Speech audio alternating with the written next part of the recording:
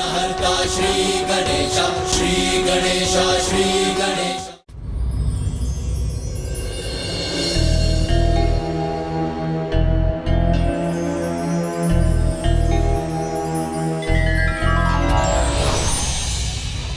भक्त से हमें और क्या चाहिए? उनकी भक्ति, उनके द्वारा हमारा श्रद्धा पूर्वक ध्यान करना या हमारा स्मरण कर दीप प्रज्वलित करना, बस इतने मात्र से मेरा हृदय भाव विभोर हो जाता है। अर्थात प्रभु, उनकी भक्ति का फल आपके दोनों भक्तों को मिलने वाला है। विद्यापति को अभी और प्रतीक्षा करनी होगी देवी, किंतु इंद्रद्युम्न को संकेत मिल जाएगा कि उसे आगे क्या करना है।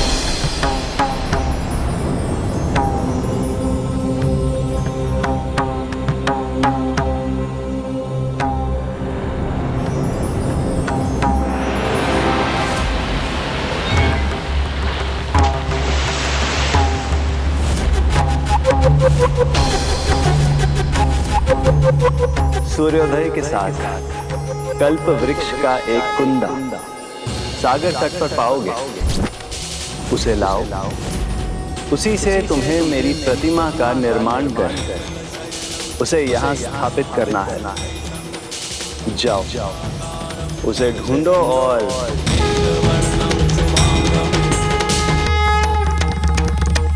धन्यवाद प्रभु, धन्यवाद। स्वामी, कहाँ जा रहे हैं आप? आपका बहुत बहुत धन्यवाद। मैं आ रहा हूँ प्रभु, मैं आ रहा हूँ, मैं आ रहा हूँ प्रभु।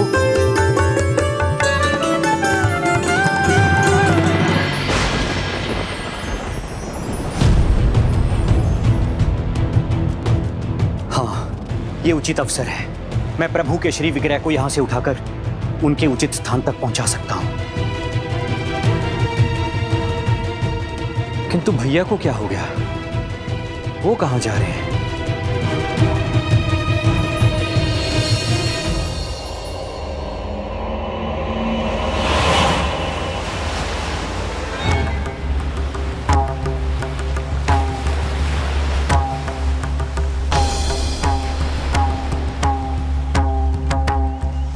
क्या हुआ स्वामी?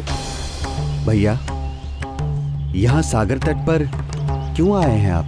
क्या ढूंढ रहे हैं यहाँ? प्रभु माधव ने मुझे नया संकेत दिया है। प्रभु नील माधव की प्रतिमा नहीं, यहाँ सागर तट पर मिले लकड़ी के कुंदे से बनी प्रतिमा स्थापित होगी। लकड़ी का कुंदा?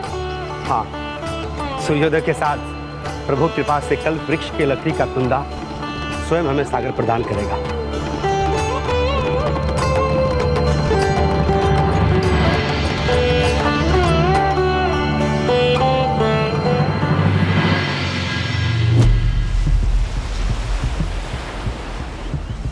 सूर्योदय तो हो गया, किंतु वो कुंदा कहाँ है? प्रभु का कहा सत्य कैसे हो सकता है?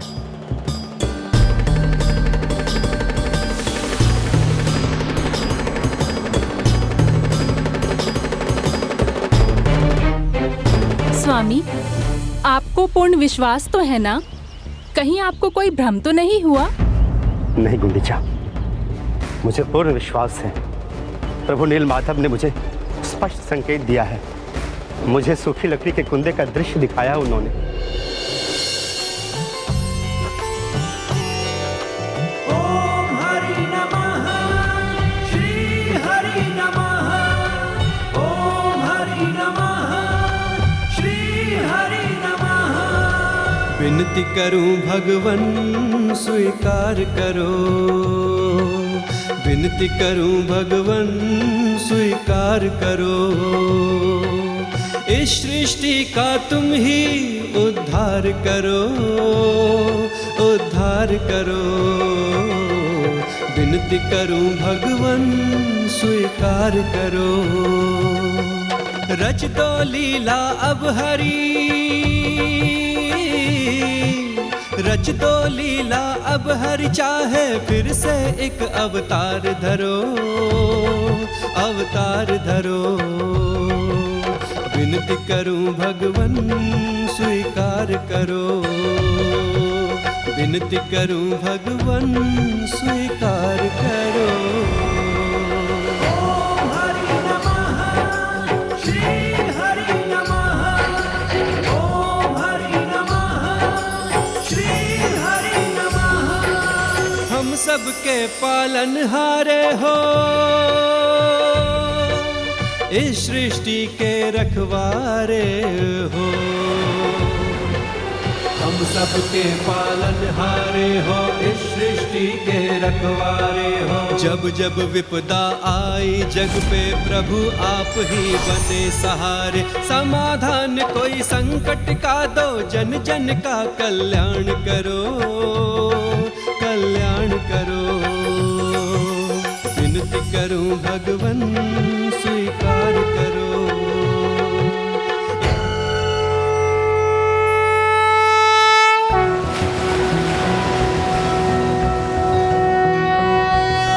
नारायणं गदाध्यक्षं गोविन्दं कीर्तिभाजनं गोवर्धनोद्धरं देवं भूधरं भुवनेश्वरम्।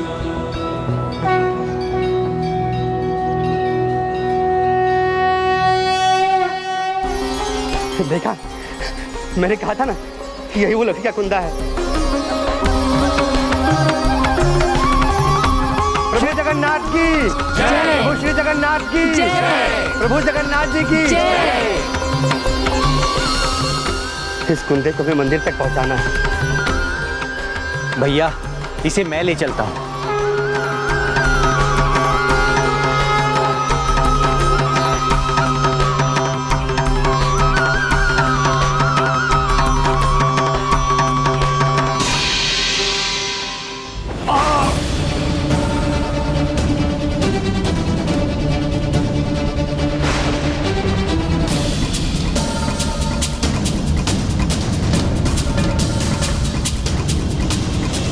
पाप में रंगे हाथ पुण्य के भागी नहीं बन सकते। प्रभु का ये दंड स्वीकार है मुझे।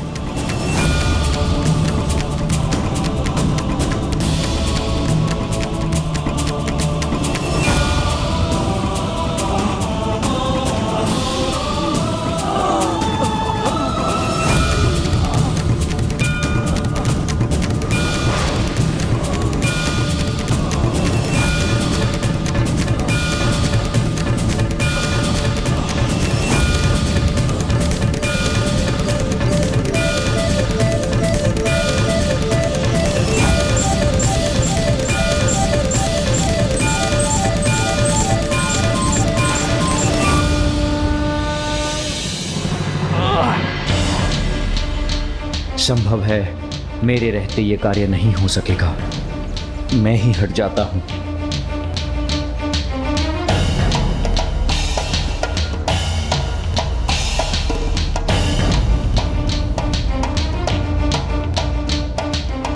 अब देवर जी को क्या हुआ? वो कार्य अधूरा छोड़कर कहाँ जा रहे हैं? अपने संपूर्ण बल का प्रयोग करने के बाद भी मैं इसे हिला भी ना सका। अटूट भक्ति, सच्ची श्रद्धा और पूर्ण निष्ठा से जो भी कार्य किया जाता है उसमें सफलता अवश्य मिलती है। आपको भी मिलेगी, बस आपको निरंतर प्रयास करना है। मेरा बल आपके और जो भी आपका सहायक बनेगा उसके साथ रहेगा। संकट मोचन महाबली श्री राम भक्त हनुमान जी, संकट से उबारिए।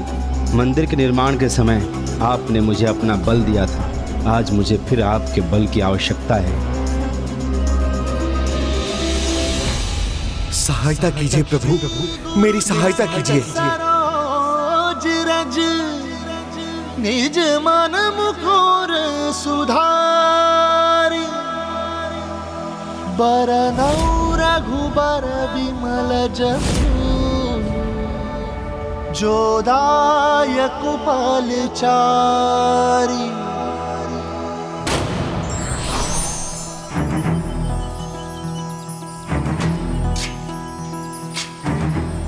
प्रणाम प्रभु।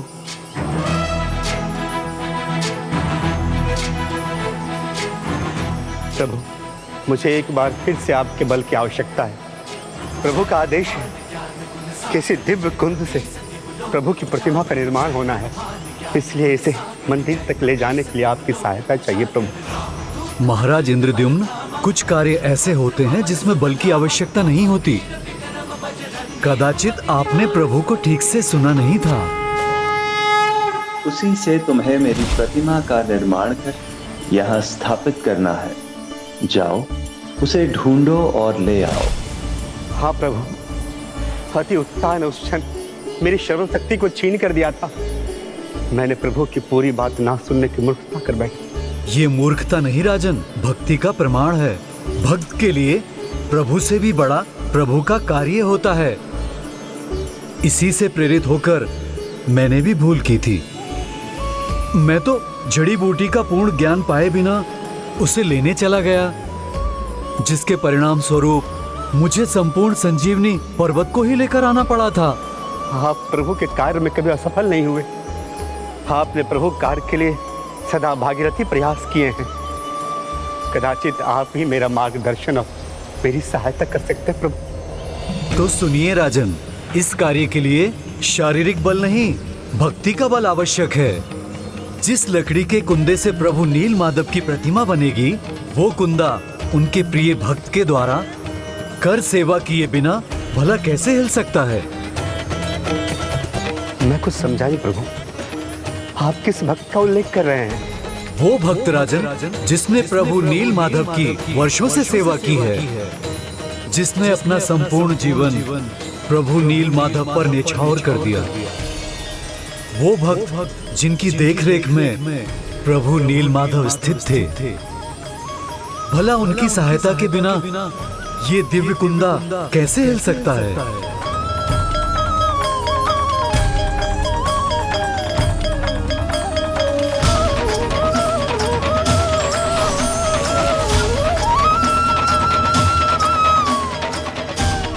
कौन है प्रभु के ये महान भक्त?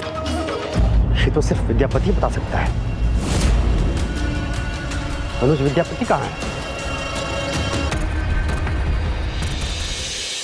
हे प्रभु, मैंने जो किया वो सर्वथा अनुचित था। जब तक मैं अपनी उस भूल को नहीं सुधारूंगा, आपको आपके उचित स्थान लौटा नहीं दूंगा, आपके मंदिर की स्थापना का कार्य पूर्ण नहीं होगा। हे प्रभु, मेरे मन की दुविधा को शांत कीजिए और जो उचित है उसे समझने और करने में मेरी सहायता कीजिए प्रभु, मेरी सहायता कीजिए।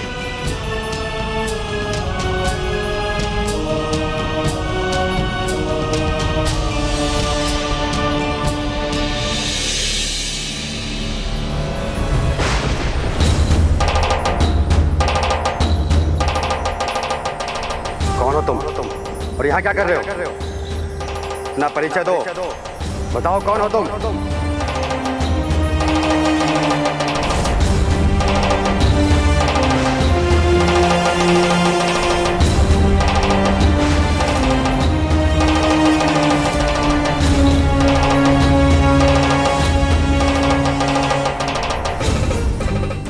विद्यापति,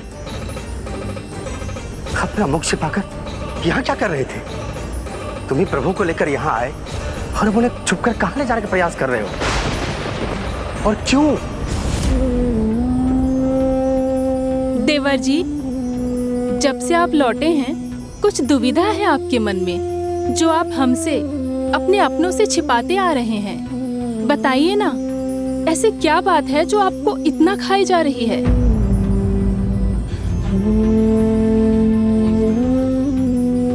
भैया, एक बहुत बड़ी भूल हुई है मुझसे, जिस कारण इस शुभ कार्य में रह रहकर बाधाएं आ रही हैं। मुझे क्षमा कर दीजिए भैया, मैं वही भूल सुधारने का प्रयास कर रहा हूँ। कैसी भूल भ्राता? क्या हुआ है? भैया, मैं प्रभु नील माधव के विग्रह को बिना किसी की आज्ञा के ही ले आया हूँ, किंतु इतना ही नहीं, मेरा अपराध तो इससे भी बड़ा है कि सर्वप्रथम जिन्होंने मेरे प्राणों की रक्षा की, उनके साथ मैंने असत्य कहा, झूठा परिचय दिया उनको।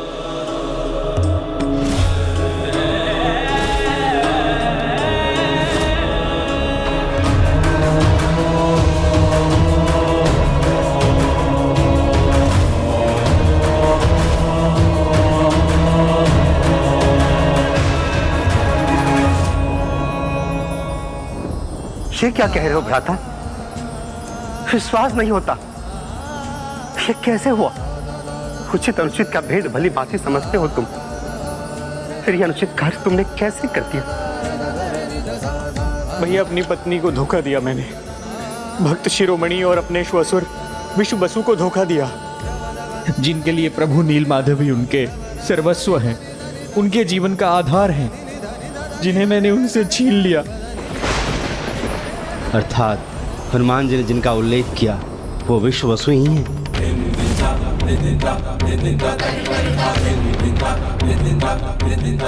क्या नहीं किया हमने उस कृतगण के लिए। उठो भ्राता।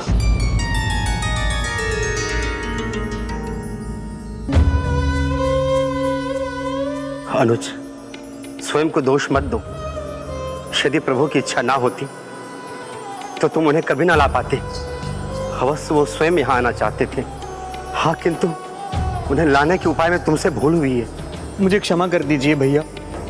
मैं एक भूल को सुधारने के लिए दूसरी भूल करने जा रहा था। इस तरह मैं भूलों की एक श्रृंखला बना देता। किंतु भैया, मैं नहीं समझ पा रहा हूँ मुझे क्या करना चाहिए। तुमने जो भी किया वो अनुचित तो था, किंतु तुम विरह और पश्चाताप के अग्नि में जलते रहे। यही तुम्हारा दंड था जो तुम भोग चुके हो। किंतु भैया, उससे मेरी भूल का सुधार कहाँ हुआ है? जो समय चला गया उसे तो कोई बदल नहीं सकता, किंतु आने वाले समय को बदलना व्यक्ति के हाथ में होता है। क्षमा करने का अधिकार केवल उनका होता है जिनके प्रति अपराध हुआ हो। उनके क्षमादान के बाद ही ईश्वर भी क्षमा करते हैं। तब मुझे आज्ञा दीजिए भैया। हाँ भ्राता, मैं भी तुम्हारे साथ चलूंगा।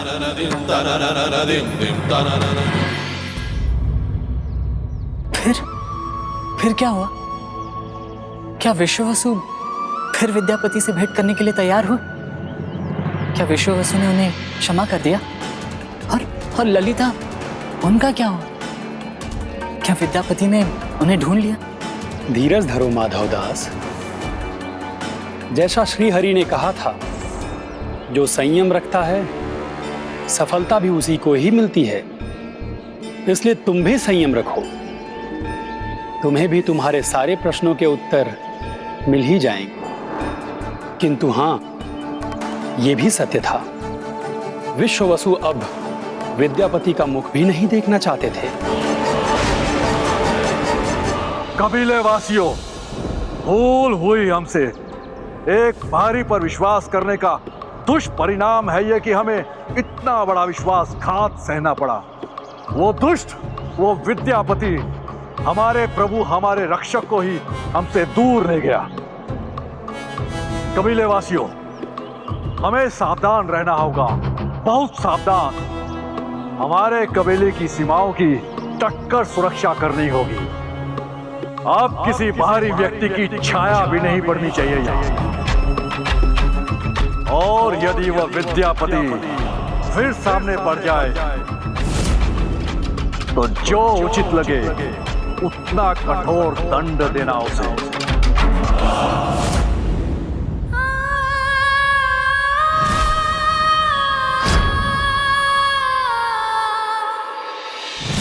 ललिता। स्वामी, स्वामी,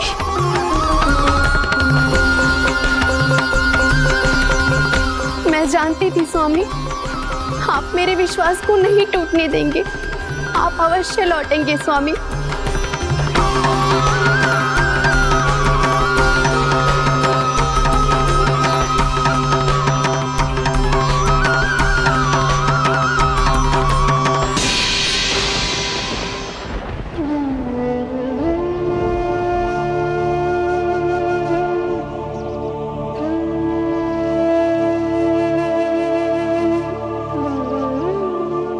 ये तो मात्र मेरा भ्रम था जो मुझे छोड़कर चले गए।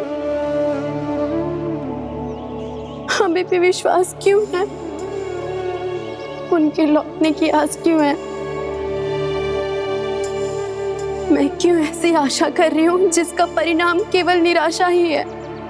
जो मुझे इतनी निष्ठुरता से छोड़ के चले गए, वो लौट के नहीं आएंगे। यदि आएंगे भी तो मुझे ढूंढ कहाँ पाएंगे।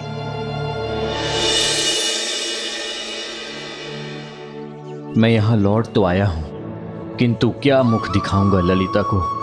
पिताजी विश्ववसु जी से क्षमा कैसे मांगूंगा? भ्राता, तुम चिंता मत करो। मुझे विश्वास है कि सब कुशल होगा, क्योंकि भूल करने से अधिक साहस की आवश्यकता क्षमा याचना करने में होती है। बस तुम्हें उसी का साथ लेना है, और फिर विश्ववसु जी भी तुम्हें क्षमा करने से अपने आप को रोक नहीं पाएंगे।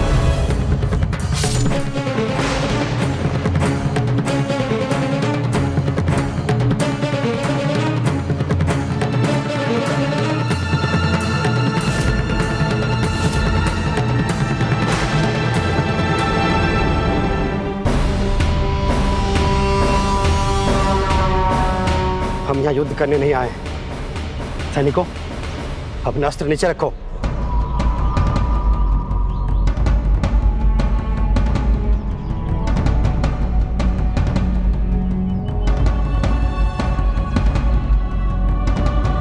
भैया, मुझे आगे बढ़ने का अवसर दीजिए, जाने दीजिए मुझे। नहीं अनुज, कहीं तुम्हें देखकर वो अपने क्रोध पर नियंत्रण न रख सके। मुझे जाने दो। आप कबीले वासियों के युद्ध कौशल से मैं भली भांति परिचित हूं। मैं यहां युद्ध करने के आशय से नहीं आया हूं।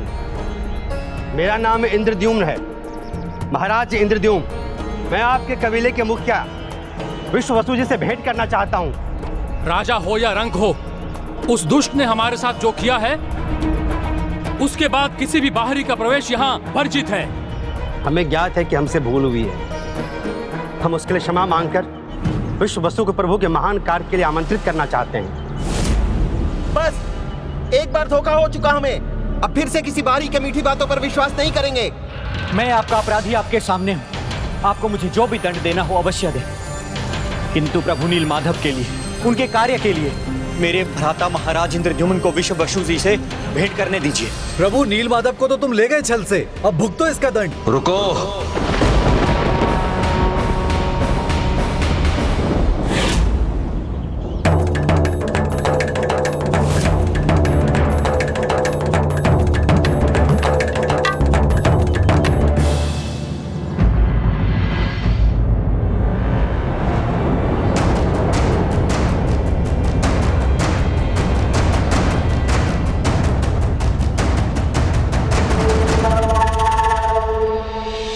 प्रणाम हे भक्त शिरोमणि विश्ववसु जी। मैं भी आपके समान प्रभु नील माधव का भक्त हूँ। उन्हीं के आदेश पे यहाँ आया हूँ। वही नील माधव प्रभु जो लंबे समय तक हमारे कबीले के साथ रहे, जिन्हें तुम्हारा ये विश्वासघाती भाई छलकर अपने साथ ले गया। मुझसे जो भूल हुई पिताजी, मैं उसी की क्षमा मांगने आया हूँ। बस एक बार विश्वास किया था तुम पे, अब वही मूर्खता पुनः नहीं करूंगा। यहाँ वापस लौटने का साहस कैसे किया तुमने? तुम अपने आप को प्रभु नील माधव का भक्त कहते हो, और उन्हीं भक्तों को ठगते समय तनिक भी संकोच नहीं किया तुमने। क्षमा करें, किंतु धोखा देना विद्यापति का आशय नहीं था।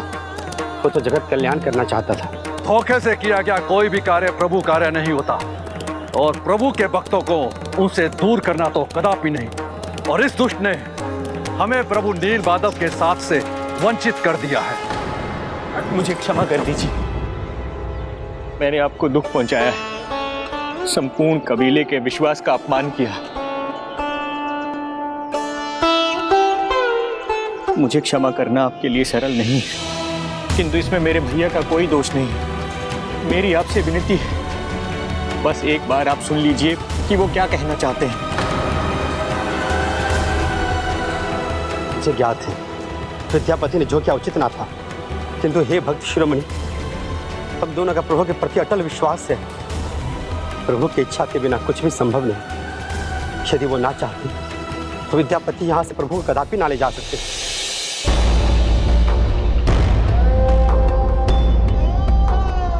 प्रभु ने स्वयं स्वप्न में प्रकट होकर संकेत दिया था।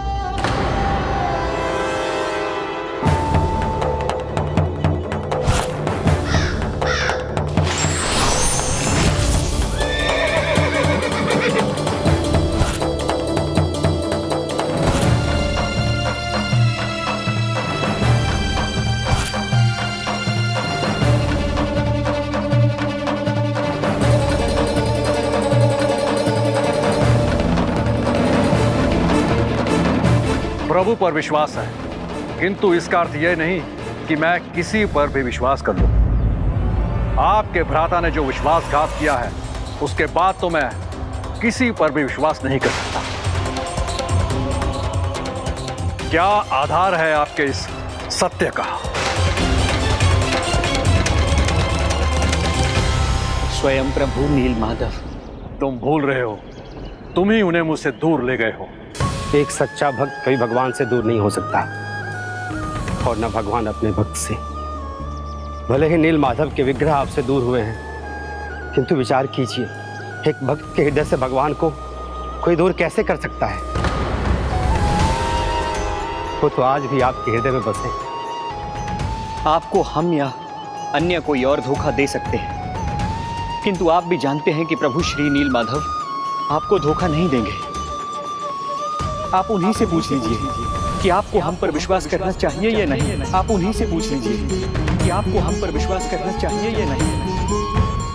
एक भक्त के हृदय से भगवान को कोई दूर कैसे कर सकता है? वो तो आज भी आपके हृदय में बसे। वो तो आज भी आपके हृदय में बसे।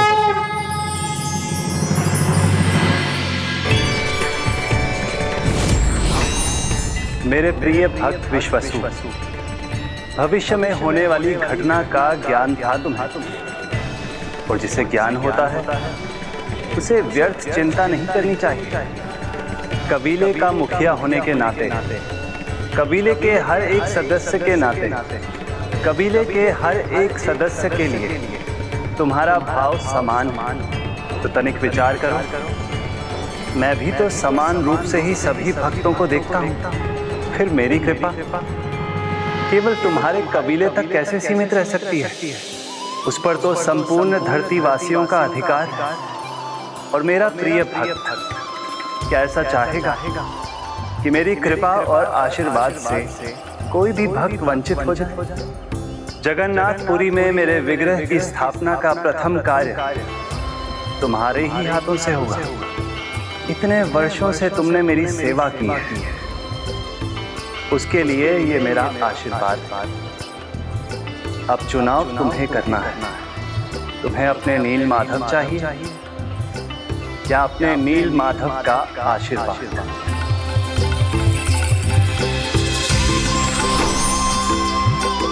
तुम्हें अपने नीलमाधव चाहिए या अपने नीलमाधव का आशीर्वाद?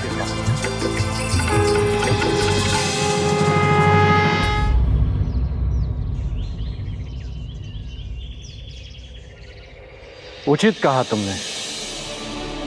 नीलमाधव विग्रह मुझसे दूर हुए हैं, प्रभु नीलमाधव स्वयं नहीं। उनकी यही इच्छा है तो मैं तुम्हारे साथ अवश्य जाऊंगा।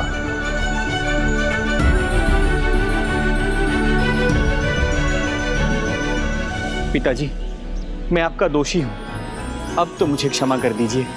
तुमने मेरा हृदय अवश्य तोड़ा, किंतु अब मैं समझ चुका हूं, जो भी हुआ उसके पीछे प्रभु नीलमाधव की इच्छा से ही हुआ।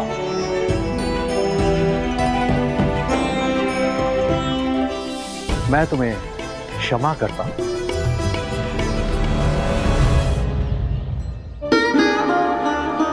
और मैं आपका ही नहीं, संपूर्ण कबीले का दोषी हूं। मुझे क्षमा कर दीजिए।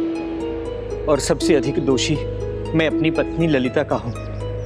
मुझे उससे क्षमा मांगने की अनुमति दीजिए।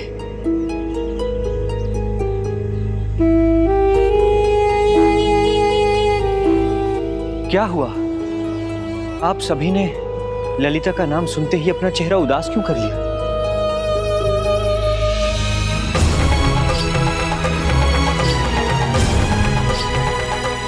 जब उसने हमें नहीं बताया कि तुम प्रभु नीलमाधव को लेकर कहां गए, तो हमने भी उसे समान रूप से दोषी मान के इस कबीले से निष्कासित कर दिया। दुर्भाग्यवश कोई नहीं जानता कि वो इस समय कहां है। ये आप क्या कह रहे हैं? यदि मेरी पत्नी ललिता मुझे नहीं मिली और उसने मुझे क्षमा नहीं किया, तो मैं कभी स्वयं को क्षमा नहीं कर पाऊंगा। मेरा जीवन व्यर्थ हो जाएगा।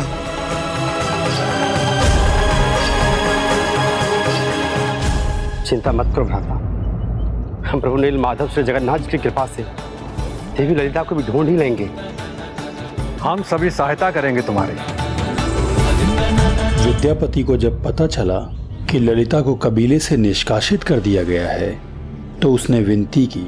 फिर सभी वन के सभी स्थानों पर फैल गए ललिता को ढूंढने के लिए, किंतु वो कहाँ थी ये जानने वाला तो एक ही था। बाघा, किसी को ज्ञात हो या ना हो, तुम्हें अवश्य ज्ञात है कि ललिता कहाँ है।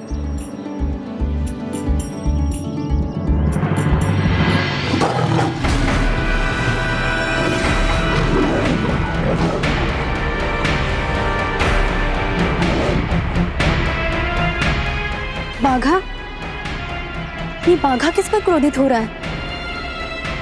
बाघा, तुम्हें अवश्य ज्ञात है, कहाँ है ललिता? क्या हुआ बाघा?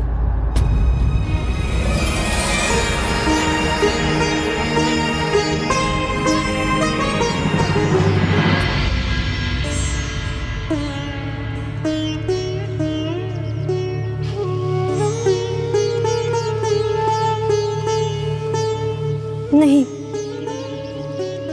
फिर ये मेरा भ्रम है, ये आप नहीं है। क्या हुआ ललिता, कहाँ जा रही हो? एक बार क्षमा करने का अवसर नहीं दोगी मुझे तुम? नहीं, ये उनका स्वर नहीं, ये भी मेरा भ्रम है। ललिता, मैं दोषी हूं तुम्हारा। तुम्हारे पिताजी ने भले ही मुझे क्षमा कर दिया हो, किंतु जो दंड तुम देना चाहो मैं उसे स्वीकार करूंगा।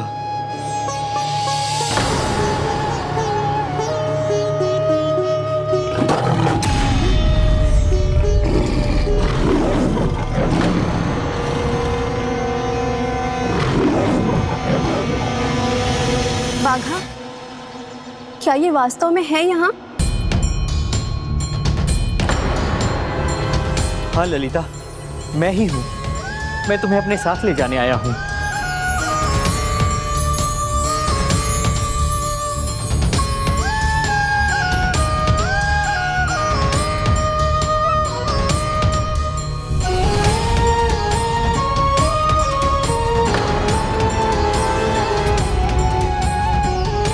मैं विवश हूं ललिता, अगर मैं तुम्हें साथ ले जा सकता तो अवश्य ले जाता।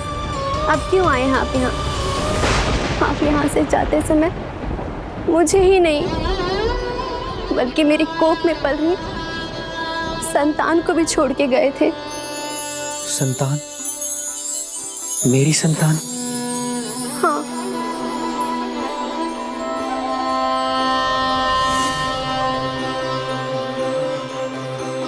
ललिता, मैं अपनी सभी भूलों के लिए तुमसे क्षमा मांगता हूँ और मैं तुम्हें वचन देता हूँ, कभी तुम्हें निराश नहीं करूंगा। दंड या क्षमा अब तुम पर निर्भर है। क्षमा तो मैं भी तुमसे मांगता हूं पुत्री। तुम्हारे पति ने जो किया उसके पीछे अच्छा कारण था। उसने मुझे समझाने का भी प्रयास किया, किंतु मैंने ही उसे अनसुना कर दिया और वो अनुचित पथ चुनने पर विवश हो गया। अर्थात मैं सही थी, मेरा विश्वास सही था। आपने ये सब संसार के कल्याण के लिए किया। हाँ देवी ललिता, अब आप भी हमारे साथ चलेंगी और पुरी के श्री जगन्नाथ जी के मंदिर में उनकी स्थापना में अपना योगदान देंगी। और इस प्रकार विद्यापति ने ललिता और विश्व वसु से क्षमा प्राप्त कर अपना प्रायश्चित कर लिया और फिर सभी उस दिव्य कुंडे के निकट पहुँचे जिससे प्रभु की प्रतिमा की रचना होनी थी।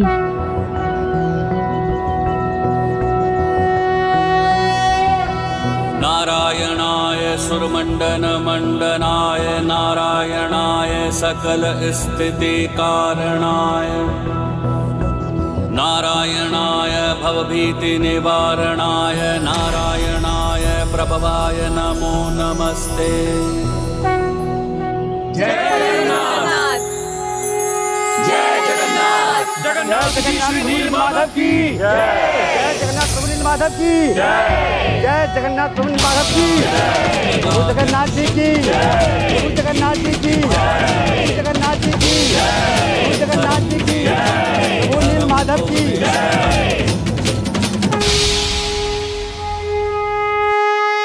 तो इस प्रकार उस कुंदे को श्री बलभद्र, सुभद्रा जी और श्री जगन्नाथ जी का रूप मिला। स्मरण है ना, हनुमान जी ने क्या कहा था? ये एक भागीरथी कार्य है। तो फिर उस प्रतिमा के निर्माण में कोई बाधा आ गई? अब वहां प्रभु नीलमाधव भी थे, लकड़ी का कुंदा भी था जिससे श्री जगन्नाथ जी की प्रतिमा बनने वाली थी, किंतु वो शिल्पकार नहीं जो लकड़ी के उस कुंदे को जगन्नाथ जी की प्रतिमा के रूप में गढ़ सके।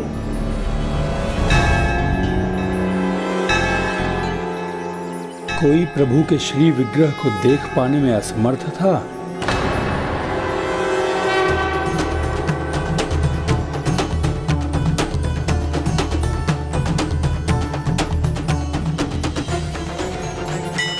तो किसी के औजार उस दिव्य कुंदे पर काम नहीं कर रहे थे।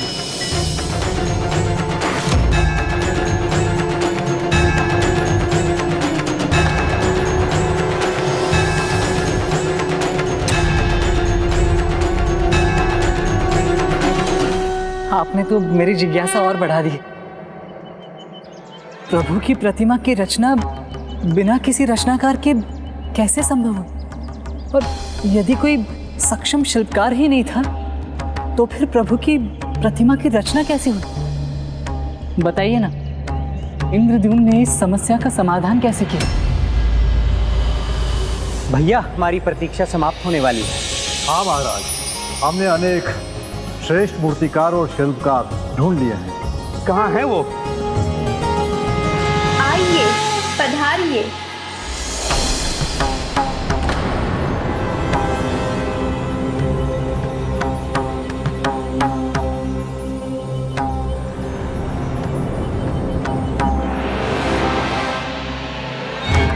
क्या आप में से कोई नहीं जो इस कुंद से प्रभु की प्रतिमा गढ़ सके?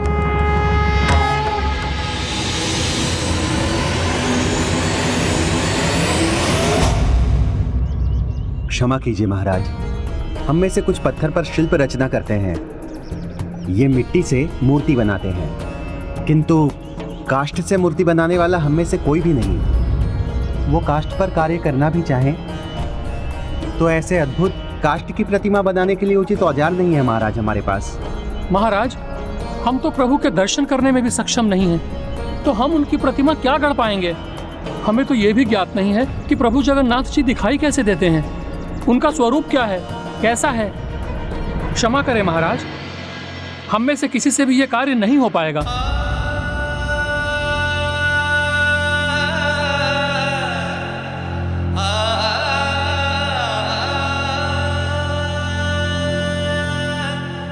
आपने उचित कहा कभी, ये महान कार्य तभी संपन्न होगा जब प्रभु की इच्छा होगी। समय कितना भी लगे, हम प्रतीक्षा करेंगे।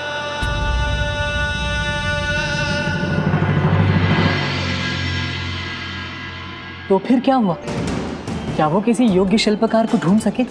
आवश्यकता केवल योग्य शिल्पकार की नहीं थी, बात दिव्यता की भी थी। प्रभु जगन्नाथ जी की दिव्य और भव्य मूर्ति के निर्माण के लिए केवल योग्य नहीं, दिव्य शिल्पकार की आवश्यकता थी।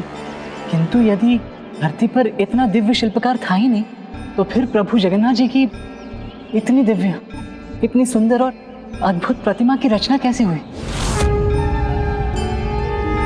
अंततः तुमने ये स्वीकार कर लिया कि मंदिर के गर्भगृह में प्रभु की जो दिव्य प्रतिमा स्थापित है वो जगत के नाथ जगन्नाथ जी की है। हाँ, स्वीकार तो किया है मैंने, किंतु मेरे विश्वास को बल तभी प्राप्त होगा जब मुझे प्रभु श्री जगन्नाथ जी के बारे में सब कुछ ज्ञात होगा। हरि अनंत, हरि कथा अनंत। प्रभु का ज्येष्ठ होकर भी जब मुझे उनके बारे में सब कुछ ज्ञात नहीं,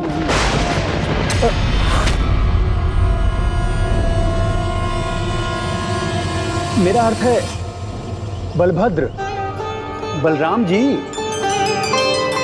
श्री कृष्ण प्रभु के ज्येष्ठ है ना वो। इस समूचे ब्रह्मांड में प्रभु को लेकर जितना उनको ज्ञात है, अन्य किसी को नहीं। किंतु अभी प्रभु जगन्नाथ जी के बारे में उन्हें भी सब कुछ ज्ञात नहीं है। एक साधारण भक्त होने के नाते मुझे उनको लेकर जो भी ज्ञात है तुम्हें सब बताऊंगा। तो बताइए ना, इस महान कार्य को संभव करने के लिए महाराज इंद्रद्युम्न ने क्या किया? भक्त की भक्ति उसे शक्ति देती है और उसकी समस्याओं का समाधान सदैव प्रभु के पास से ही आता है। और इस प्रकार सब प्रयास करने के बाद महाराज इंद्रद्युम्न ने एक बार फिर से सहायता के लिए उनकी ओर देखा जो सदैव महाराज के सहायक बनते थे, प्रभु जगन्नाथ।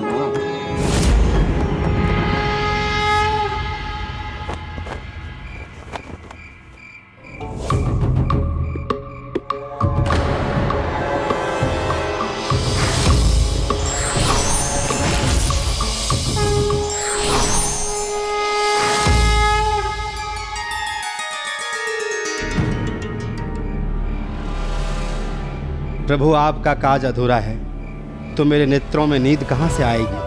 आपकी प्रतिमा का निर्माण होने तक मेरा हृदय इसी प्रकार व्याकुल रहेगा।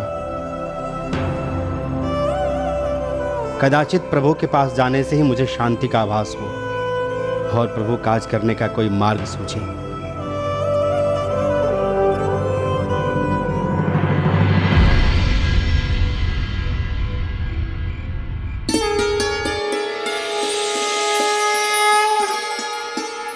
वो काष्ठ पर कार्य करना भी चाहें तो ऐसे अद्भुत काष्ठ की प्रतिमा बनाने के लिए उचित औजार नहीं है महाराज हमारे पास। हमें तो ये भी ज्ञात नहीं है कि प्रभु जगन्नाथ जी दिखाई कैसे देते हैं, उनका स्वरूप क्या है, कैसा है, तो हम उनकी प्रतिमा क्या गढ़ पाएंगे।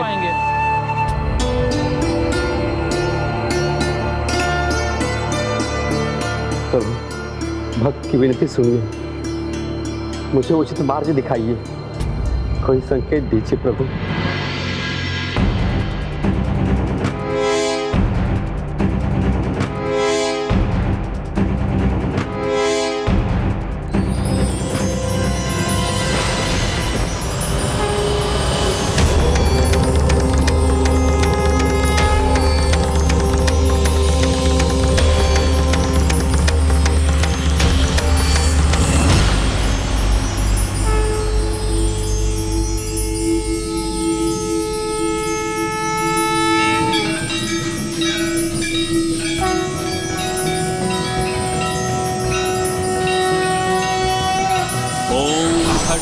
चक्रगदेषु चापपरिघात्रशूलं भुजुण्डिं शिरः शङ्खं सन्दधतिं करे स्त्रीनयनां सर्वाङ्गभूषावृतां नीलाश्रुकुटिमास्यपाददशकां सेवे महाकालिकां यामस्तोऽव्यस्वपिते हरो कमलजो हन्तुं मधुं कैटकम्।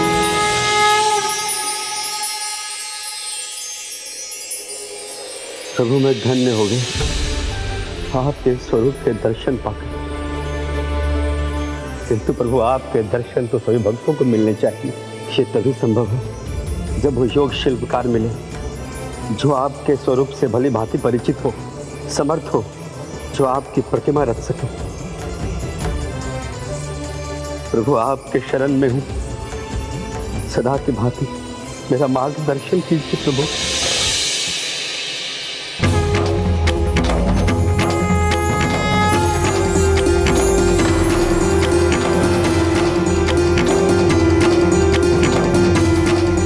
सर्वधर्मान् परित्यज्य मामेकं शरणं व्रज। जो सब कुछ त्याग कर मेरी शरण में आता है उसे मैं प्रत्येक चिंता से मुक्त कर देता हूँ। तुम्हें योग्य शिल्पकार मिलेगा जो मेरी प्रतिमा का निर्माण करेगा। कल सूर्यास्त से पहले जब वो स्वयं तुम्हारे पास आएगा तब तुम्हारा कर्तव्य होगा उसे पहचान कर अपने मन की शंका को दूर कर उसकी योग्यता पर विश्वास करना। वो शिल्पकार मेरे उस रूप से भली भांति परिचित जिसकी मूर्ति उससे बनानी थी।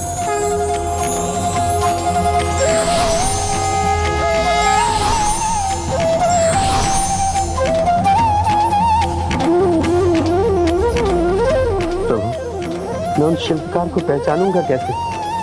कि कैसे जानूंगा कि वो वही शिल्पकार हैं जिन्हें आपने भेजा है?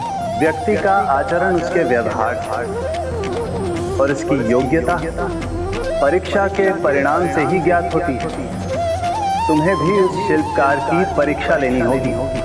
कैसी परीक्षा प्रभु? तुम्हें उनसे 2 कार्य करने के लिए कहना होगा। क्या कार्य प्रभु?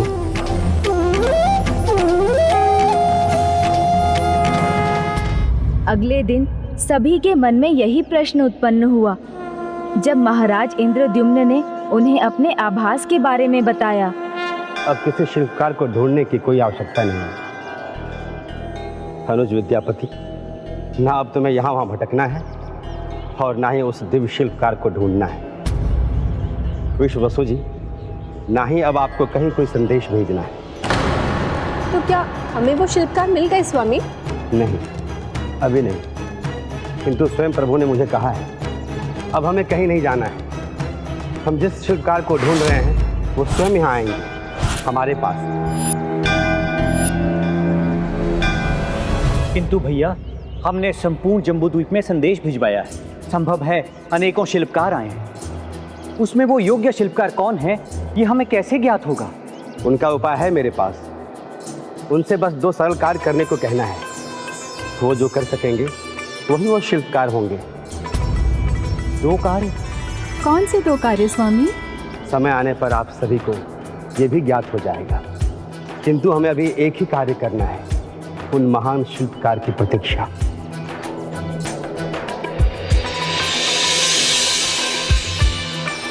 भैया, आपका यहाँ प्रतीक्षा करना आपको शोभा नहीं देता। आप हमारे महाराज हैं। भगवान के मंदिर में उनके आगे पद, स्थान, संपत्ति के सभी भेद मिट जाते हैं। उनके लिए तो हम सभी भेद से परे बस उनके भक्त हैं। सत्य है भैया, किंतु ये भी सत्य है कि अनुज के होते हुए यदि अग्रज को कष्ट हो तो सर्वथा अनुचित है। प्रतीक्षा ही करनी है तो मुझे प्रतीक्षा करने दीजिए। नहीं भ्राता, आज इतने महान शिल्पकार का आगमन होने वाला है। मैं अति उत्साहित हूँ। विश्राम नहीं, मुझे तो प्रतीक्षा में ही आनंद मिलेगा। मैं यही रहूँगा, स्वयं उनकी प्रतीक्षा करूँगा। और तुम्हारे समान महाराज इंद्रद्युम्न भी यहीं मंदिर के बाहर भूखे प्यासे बैठकर उस शिल्पकार का मार्ग तकने लगे।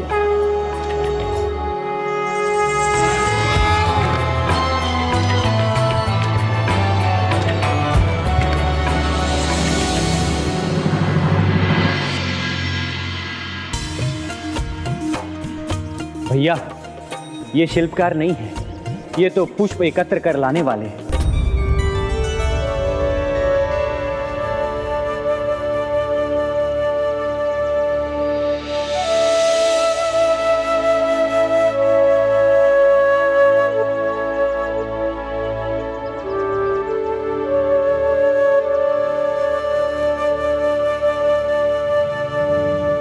ये हमारे कबीले के सदस्य हैं। महाराज, सूर्यास्त होने को आया किंतु कोई शिल्पकार नहीं आया। किंतु सूर्यास्त अभी हुआ नहीं है, वो अवश्य आएंगे। विश्ववसु जी, विश्वास रखिए, मेरे प्रभु ने जो कहा है वो तो होके ही रहेगा। स्वामी, अपने भक्त से इतनी प्रतीक्षा क्यों करवा रहे हैं आप? ये प्रतीक्षा नहीं, भक्त के अटूट विश्वास की परीक्षा है। जिस प्रकार सूर्यदेव को चमकने के लिए स्वयं तपना पड़ता है और तभी वो संसार को प्रकाशित कर पाते हैं, उसी प्रकार राजा इंद्रद्युम्न को विश्वास की अग्नि परीक्षा में तप कर दृढ़ता के साथ बाहर निकलना है। इस परीक्षा में खरे उतरने पर ही वो मेरी प्रतिमा का निर्माण करवा सकेंगे, अन्यथा ये समय मेरी प्रतिमा के निर्माण और स्थापना का उचित समय नहीं, ये तो तभी ज्ञात होगा जब समय रेत के समान उसके हाथ से फिसलने लगेगा।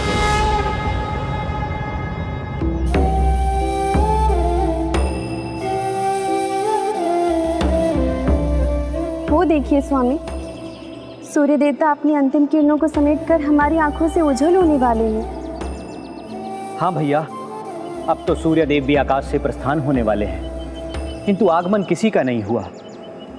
राजन, आपको इसकी कोई चिंता नहीं।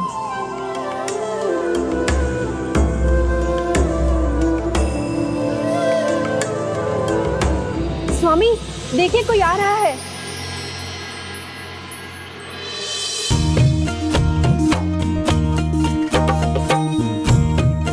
कौन है ये? क्या कोई इनका परिचय जानता है?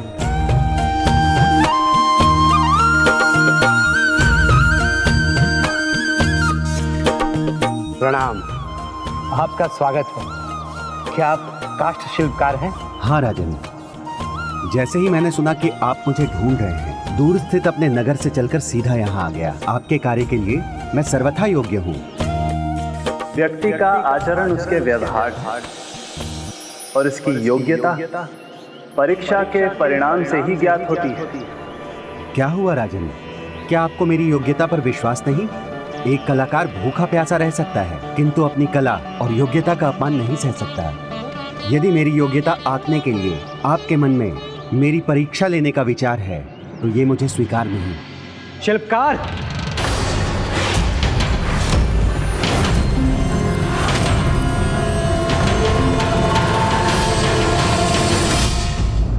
कदाचित तुम भूल रहे हो कि तुम किसके समक्ष खड़े हो। ये मालवा के महान राजा हमारे महाराज इंद्रद्युम्न हैं। नहीं भ्राता, ये समय क्रोध करने का नहीं है। जैसा कि मैंने कहा था कि मंदिर में हम सभी भगवान के साधारण भक्त हैं। जिस प्रकार सुख व्यक्ति के आचरण की परीक्षा लेता है और दुख व्यक्ति के धैर्य की, उसी प्रकार योग्यता भी व्यक्ति के सामर्थ्य की बार बार परीक्षा लेती है, जिसके परिणाम स्वरूप ही उसके प्रति दूसरों का विश्वास जागता है। परीक्षा तो भगवान भी लेते हैं अपने भक्तों की, फिर परीक्षा में अपमान होने का कोई कारण नहीं। वो भगवान है, उन्हें हम पर पूर्ण अधिकार है, किंतु यहाँ पर ना आप भगवान हैं और ना ही मैं आपका भक्त हूँ। इसलिए मैं परीक्षा देकर आपसे स्वयं का और अपनी कला का अपमान कभी नहीं करवाऊंगा। शिल्पकार! नहीं विद्यापति, उन्होंने परीक्षा देना स्वीकार नहीं किया, अर्थात इस शुभ कार्य को करना उनके भाग्य में नहीं, वो उसके योग्य पात्र नहीं। किंतु राजन, अब समय कहाँ है? जब तक सूर्य की अंतिम किरण भी लुप्त नहीं होती, मेरा विश्वास तो अटल रहेगा। भगवान को जिन्हें भेजना है वो उन्हें अवश्य भेजेंगे। अब समय हो गया, आप प्रस्थान कर सकते हैं। धन्यवाद प्रभु। अर्थात प्रभु, विश्वास की परीक्षा में सफल हो गया आपका भक्त। विश्वास की वास्तविक परीक्षा तो अब हो। स्वामी, भोर से भूखे प्यासे यहाँ बैठकर उस शिल्पकार की प्रतीक्षा कर रहे हैं आप, किंतु अब तो समय सीमा भी बीत गई। हाँ भैया, लगता है अब आज कोई नहीं आने वाला। आप चलकर विश्राम कीजिए। क्योंकि किसी को आना होता तो अब तक आ चुका होता।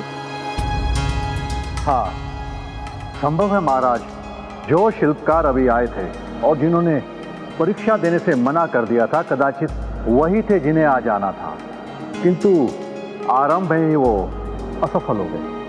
इसलिए अब यहाँ बैठने का कोई लाभ नहीं। आइए चलिए। संभव है ये उनकी परीक्षा नहीं, हमारी परीक्षा, हमारे विश्वास की परीक्षा। क्या आपको विश्वास नहीं कि भगवान ने स्वयं मुझे आकर आदेश दिया था? क्या आपको भगवान पर ही विश्वास नहीं? नहीं स्वामी, हमें आपके कहे पर और प्रभु श्री नील माधव पर पूर्ण विश्वास है, किंतु आपने ही कहा था और प्रभु के वचन भी थे कि सूर्यास्त से पहले ही कोई शिल्पकार आ जाएगा। किंतु अभी सूर्यास्त कहाँ हुआ है? हमें उनकी झलक ना दिख रही है, किंतु उनकी किरणें तो दिखाई दे रही है। और मुझे पूर्ण विश्वास है, अंधेरा होने से पहले प्रभु का कहा अवश्य सत्य होगा। आशा का दीपक जिसके हृदय में प्रज्वलित होता है, वही दूसरों के हृदय को भी आशा की ज्योति से प्रकाशित कर पाता है। जिसमें वास्तव में विश्वास होता है, वही दूसरों में विश्वास जागरूक करने में समर्थ होता है। वो देखिए, वो रहे हमारे शिल्पकार।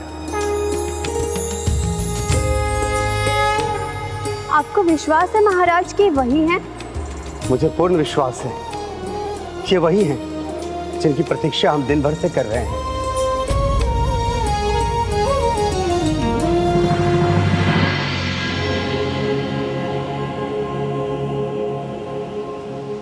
कितने वृद्ध हैं ये। लगता है जैसे इनकी धमनियों में रक्त का बहाव तो है, किंतु ये शक्ति प्रदान नहीं करता। महाराज, ये तो अपने औजारों का भार भी कठिनाई से उठा रहे हैं। रुकिए, मैं सहायता करता हूँ। दीजिए, मैं सहायता करता हूँ। स्वामी, ये प्रभु की भव्य प्रतिमा कैसे बना पाएंगे?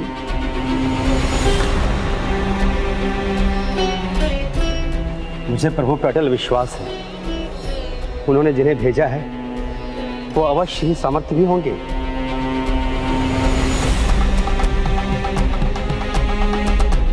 प्रणाम राजन। प्रणाम। क्षमा कीजिए, आना तो मैं सूर्यास्त से पहले चाहता था, किंतु इस वृद्ध शरीर ने यहाँ आने में विलंब कर दिया। सूर्यदेव का अस्त तो तब माना जाता है जब पूर्ण रूप से अंधेरा हो जाए। अभी तो समय शेष है, आपको आने में कोई विलंब नहीं हुआ है। उचित है, मैं प्रभु कार्य के लिए उनकी इच्छा से यहाँ आया हूँ। मैंने सुना है प्रभु की काष्ठ की प्रतिमा बनाने के लिए आपको विशेष शिल्पकार की आवश्यकता है। तो क्या वो शिल्पकार आप हैं? प्रभु की कृपा है इन हाथों में। इनका कार्य देखकर आप चकित हो जाएंगे। आप ये कार्य मुझे सौंप कर तो देखिए।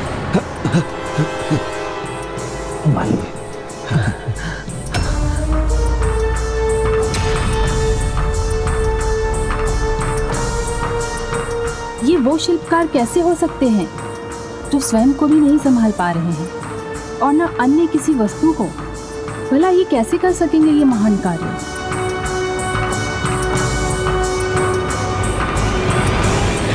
शरीर वृद्ध हुआ है, दुर्बल हुआ है, मानता हूँ, किंतु मेरा कौशल वो तो आयु के साथ और भी बढ़ा है। तो कहिए राजन, आपको विश्वास है मुझ पर?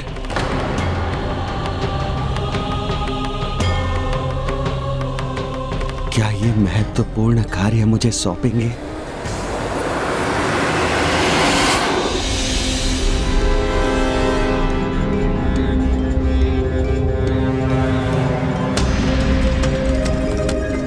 नहीं स्वामी, ये महान कार्य आप इन्हें नहीं दे सकते। इन्हें तो खड़े होने में भी कठिनाई हो रही है। ये प्रभु की प्रतिमा कैसे बनाएंगे? और इनकी आयु तो देखिए आप। प्रतिमा बनाने में न जाने कितना समय लग जाएगा, और इन्हें देख के तो लगता है कि इनके पास अधिक समय नहीं है। भाभी उचित कहती है, ये प्रभु की प्रतिमा बनाने योग्य नहीं है। भैया, मैं भी इस बात से सहमत हूँ। आप लोग परस्पर विमर्श ही करते रहेंगे या मुझे भी सूचित करेंगे? मैं ये कार्य करने वाला हूँ अथवा नहीं? मुझ पर विश्वास हो तभी ये कार्य मुझे सौंपने का निर्णय लीजिएगा महाराज, अन्यथा मैं जाता हूँ। रुकिए, किसी अन्य में विश्वास हो ना हो, मुझे अपने ईश्वर में पूर्ण विश्वास है। और यदि उन्होंने आपको यहाँ भेजा है, ये शुभ कार्य आपके ही हाथों से होगा। किंतु आपको कार्य सौंपने से पहले आपको मुझे परीक्षा देनी होगी। परीक्षा लेने में आपको हिचकिचाने की कोई आवश्यकता नहीं, और ना ही परीक्षा देने में मुझे कोई संकोच है। परीक्षा से ही आपका विश्वास जागृत होगा, ये कार्य मैं सफलतापूर्वक कर सकूं। और मुझे भी विश्वास होगा कि मैं स्वयं को प्रमाणित कर इस कार्य को करने का अधिकार अर्जित किया है। तो कहिए राजन, क्या परीक्षा देना है मुझे? जो मुझे अपने मन की दृष्टि से देख ले, वो योग्यता की प्रथम सीढ़ी को पार कर लेगा। इसलिए तुम उनके नेत्रों पर वस्त्र पट्टी बांधकर उन्हें मेरे विग्रह तक पहुंचने के लिए कहना। आपको बिना मार्गदर्शन के स्वयं ही उस स्थान पर पहुंचना होगा जहां प्रभु विग्रह और दिव्य कुंदा रखा है, जिससे प्रभु की प्रतिमा का निर्माण होगा।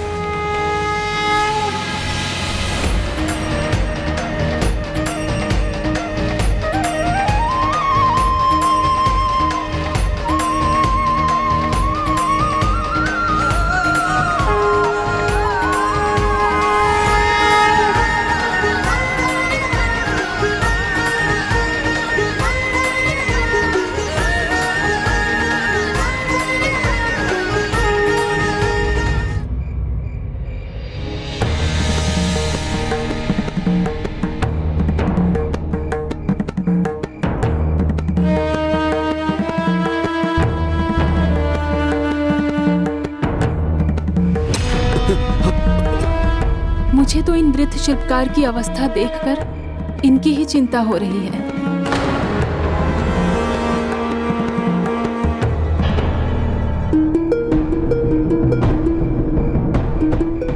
आश्चर्य, ये तो सीधे प्रभु नीलमाधव के कक्ष की ओर बढ़े जा रहे हैं। कहीं ये प्रभु के द्वार से आगे ना बढ़ जाए। हाँ बापू, मुझे भी लग रहा है ये इस कार्य को नहीं कर पाएंगे।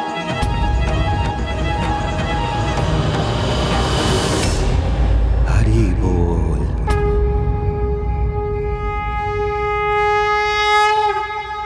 राजन, द्वार यही है ना?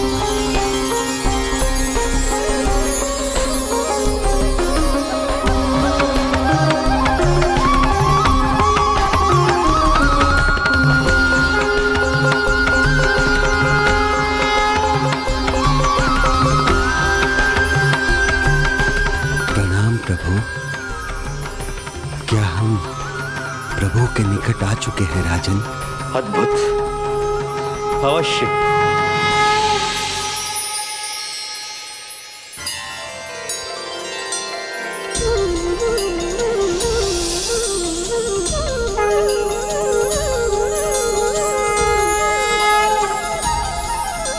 हे जग के नाथ, आप पर जिसकी कृपा हो वो कभी भटक नहीं सकता।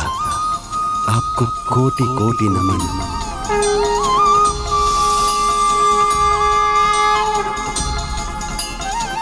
फिर अपनी सभी शंकाओं को दूर करने के लिए उनसे पूछना कि इन्हें कितनी मूर्तियां बनानी होंगी और वो मूर्तियां किनकी होंगी। क्या आपको ज्ञात है इस काष्ठ से किनकी प्रतिमाओं की रचना होगी?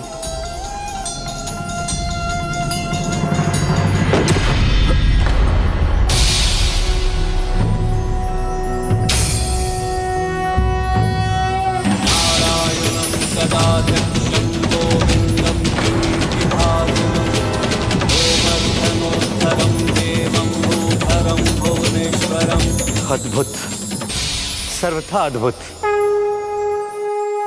अब तक जिस काष्ठ पर कोई भी शिल्पकार एक चिन्ह तक अंकित नहीं कर सका, उसी काष्ठ पर इन्होंने एक नख मात्र से प्रभु का तिलक अंकित कर दिया। इस काष्ठ से 4 भव्य और दिव्य प्रतिमाएं बनेंगी। प्रथम जगन्नाथ नीलमाधव श्री कृष्ण की, जिनका वर्ण नीले मेघ के समान श्याम होगा। दूसरी प्रतिमा होगी बलभद्र की, शंख या चंद्रमा के समान गौर वर्ण की। तीसरी प्रतिमा होगी बलभद्र जी और जगन्नाथ जी के बीच सुभद्रा जी की, चंदन के रंग के समान। और चौथी प्रभु विष्णु के दिव्य अस्त्र सुदर्शन चक्र की, सुनहरे वर्ण की। शत शत नमन प्रभु नीलमाधव को, जिन्होंने हमारे पास इन्हें भेजने की कृपा की। प्रभु नीलमाधव की, प्रभु जय जगन्नाथ की, प्रभु नीलमाधव की। आपको विश्वास है मुझ पर और ये कार्य आप मुझे सौंप रहे हैं।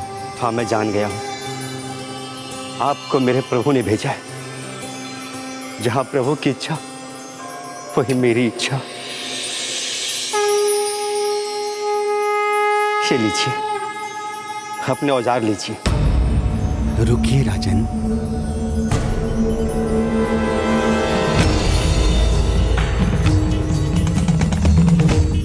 आपने इन्हें स्वीकार करने से मना क्यों किया? मुझसे कोई क्या भूल हो गई? इस कार्य के लिए अपने औजार लेने से पहले मेरे कुछ नियम बताना चाहता हूं राजन। मुझे आशा है उसे स्वीकार करने में आपको कोई आपत्ति नहीं होगी राजन। आपने मेरा विश्वास जगाने के लिए मेरे द्वारा परखा जाना स्वीकार किया, तो मैं अपना विश्वास जताने के लिए आपके नियम को अवश्य स्वीकार करूंगा। मेरा प्रथम नियम है, अगले 21 दिन जब तक मैं प्रभु की प्रतिमाओं का निर्माण करूंगा, मैं इस कक्ष में अकेला रहूंगा। दूसरा नियम, अगले 21 दिन ना ही कोई मुझे पुकारेगा और ना ही कोई मेरे कार्य में हस्तक्षेप करेगा। कक्ष के द्वार सदा बंद रहेंगे। हे महान शिल्पकार, मुझे आपके सभी नियम स्वीकार हैं। तो कार्य आरंभ करने में मैं कोई विलंब नहीं करना चाहता हूँ। अवश्य, किंतु हमें अपना परिचय देकर हमें कृतार्थ करें, जिससे भविष्य में सभी भक्तों को ज्ञात हो सके कि पुरी के जगन्नाथ मंदिर में प्रभु मूर्त रचने वाले कौन महान शिल्पकार थे। प्रभु के मंदिर में हमारा एक ही परिचय है, हम सब उसके भक्त हैं और यही संसार को भी ज्ञात होना चाहिए। अब द्वार बंद करने का समय हो गया है, किंतु उससे पहले मैं आप सभी को अपना नियम स्मरण कराना चाहता हूँ।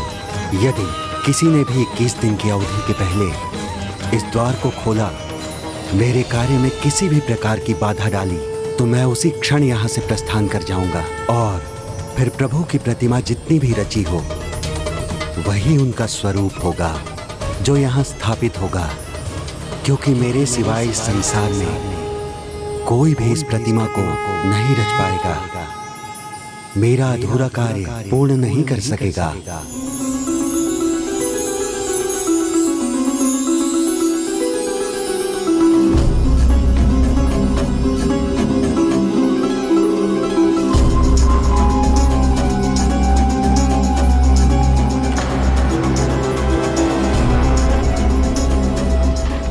तो अंततः प्रभु मूर्त की रचना आरंभ होगी, किंतु शिल्पकार थे कौन? वो अन्य कोई नहीं, स्वयं देवताओं के शिल्पकार विश्वकर्मा जी थे। तो फिर उन्हें वृद्ध शिल्पकार का रूप धर कर आने की क्या आवश्यकता थी? ये सब प्रभु जगन्नाथ की लीला थी, जिससे प्रभु श्री कृष्ण ने अपने इस पावन धाम में अपने प्रतिमा के स्वरूप में देवर्षि नारद को जो कहा था वो सत्य हो। किंतु ये कैसे हुआ? मन की शंका जिज्ञासा बनती है और जिज्ञासा इतनी सरलता से शांत नहीं होती। उसके लिए मनुष्य जो करता है उसमें भूल भी संभव है। महाराज, वो दुर्बल हैं, वृद्ध हैं, फिर भी आपने उनके सारे नियम स्वीकार कर लिए। वो प्रभु के कक्ष में अकेले रहेंगे, वो भी 21 दिन। वो ये कार्य कैसे करेंगे? वो योग्य अवश्य हैं, किंतु वो निरंतर कार्य कर सकेंगे? इस दुर्बल शरीर के साथ मुझे तो ये संभव नहीं लगता स्वामी। मैं आपकी चिंता समझता हूँ प्रिय, किंतु तनिक विचार कीजिए, हम इस यात्रा में जहाँ तक पहुँचे हैं, क्या वो आरंभ में संभव लगा था? क्या इस भव्य मंदिर का निर्माण करना मेरे लिए संभव था? मेरे अनुज विद्यापति प्रभु के विग्रह तक पहुंचकर उन्हें यहाँ लेकर आया, क्या ये संभव लगा था? किंतु ये प्रभु की ही कृपा है, जिसने सभी बाधाओं को मिटाकर असंभव को संभव कर दिया। इसलिए आप विश्वास मत खोइए, विश्वास रखिए, ये कार्य भी अवश्य संभव होगा। हाँ, यदि आप उन शिल्पकार के प्रति चिंतित हैं तो मैं स्वयं वहाँ स्थित रहूँगा, उस द्वार के बाहर। यदि उन्हें कोई भी आवश्यकता होगी तो मुझे पुकार के बुला लेंगे। भैया, ये कार्य आप मुझे और ललिता को सौंप दीजिए, हम वहाँ रहेंगे। महाराज, ये मेरा कर्तव्य है, मुझे रहना चाहिए वो। नहीं, मेरी शंका के कारण आप सभी ये कष्ट क्यों सहेंगे? ये कार्य तो मुझे ही करना चाहिए, मुझे ही वहाँ रुकना चाहिए स्वामी। नहीं नहीं भाभी, मुझे वहाँ रुकना चाहिए। महाराज मुझे आज्ञा दीजिए महाराज। नहीं, मुझे जाने दीजिए महाराज। महाराज मुझे ये दायित्व दीजिए। महाराज मुझे जाने दीजिए। आप लोग विवाद मत कीजिए। हम सब ने मिलकर कार्य किया मंदिर निर्माण का, तो ये कार्य हम सब मिलकर करेंगे। हम सब ने मिलकर कार्य किया मंदिर निर्माण का, तो ये कार्य हम सब मिलकर करेंगे। प्रभु, यहाँ सब कुछ आपकी लीला के अनुसार हो रहा है। अब मुझे आज्ञा दीजिए जिससे मैं ये शुभ कार्य आरंभ करूं।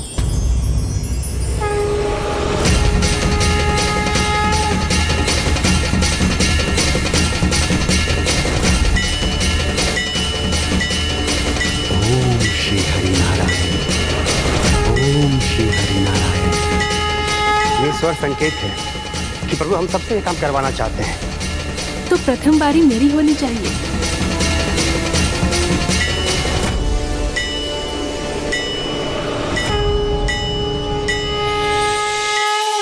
प्रभु की प्रतिमा गढ़ने का कार्य आरंभ हो चुका है। प्रभु जगन्नाथ जी की जय। प्रभु जगन्नाथ जी की जय। प्रभु जगन्नाथ जी की जय।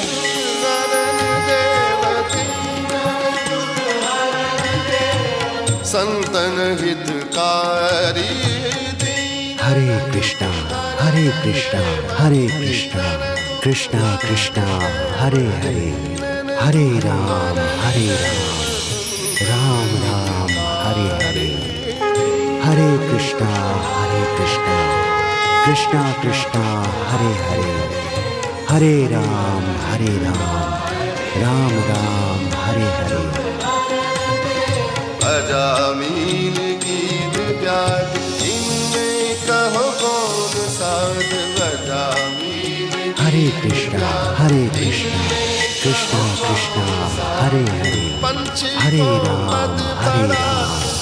राम राम हरे हरे, हरे कृष्णा कृष्णा हरे हरे, हरे राम राम हरे हरे।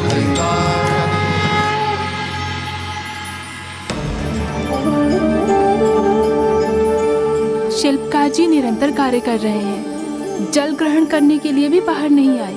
आप चिंता मत कीजिए भाभी, प्रभु जगन्नाथ जी की कृपा से भी कुशल होंगे। हरे कृष्णा कृष्णा कृष्णा हरे हरे, हरे राम हरे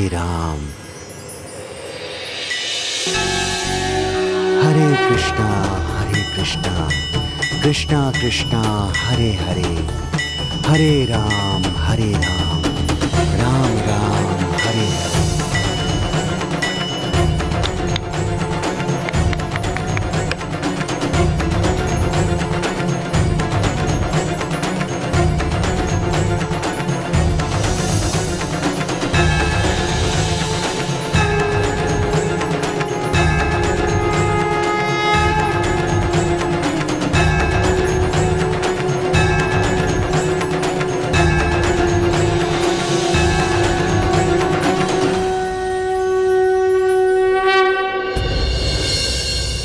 फिर क्या हुआ? ऐसा ही कुछ दिन और चलता रहा। जब अन्य सभी ये जानने के लिए उत्सुक थे कि प्रभु प्रतिमाओं का स्वरूप कैसा होगा, तब देवी गुंडीचा की चिंता कुछ और ही थी।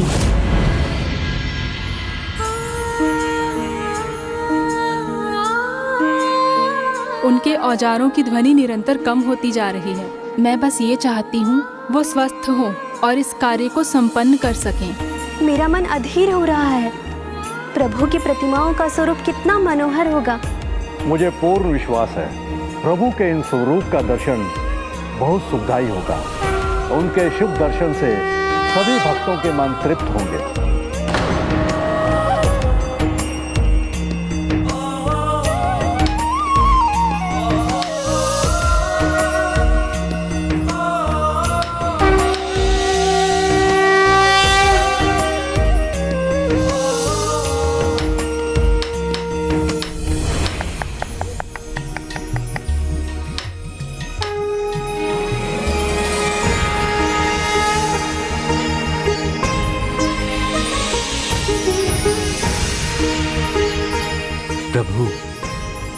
आपकी कृपा से आपकी प्रतिमा ने वही आकार और स्वरूप लेना प्रारंभ कर दिया है जिसकी भविष्यवाणी आपने देवर्षि नारद जी के सामने की थी। भविष्य में उचित समय आने पर कलयुग में हम तीनों के ये स्वरूप जगत के कल्याण हेतु उत्कल प्रदेश के पूरी धाम में स्थापित होंगे।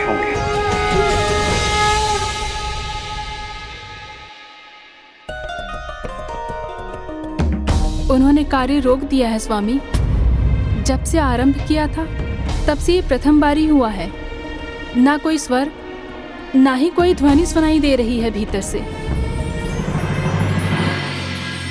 प्रभु, अब बस कुछ अंतिम कार्य के बाद आपकी प्रतिमाएं आपकी इच्छा अनुसार अंतिम रूप ले लेंगी। कितना आनंददायक और मनोहर होगा वो क्षण जब आपका ये स्वरूप संसार के सामने होगा। नारायण नारायण, हरि प्रभु नारायण। पधारिए देवर्षि नारद, बहुत उचित समय पर आए हैं आप, क्योंकि प्रभु ने आपसे जो कहा था वो सत्य होने वाला है। आपके मन की ये इच्छा अवश्य की आवश्यकता है देवर्षि नारद, जो अवश्य पूर्ण होगी। अर्थात प्रभु अब जगत को आपके जगन्नाथ स्वरूप के दर्शन होने जा रहे हैं। किंतु देव शिल्पी विश्वकर्मा जी दुविधा में। प्रतिमाओं का रूप और आकार अब वैसा ही है जैसा होना चाहिए, किंतु जब तक कोई हस्तक्षेप नहीं होता तब तक वो कार्य नहीं रुक सकता।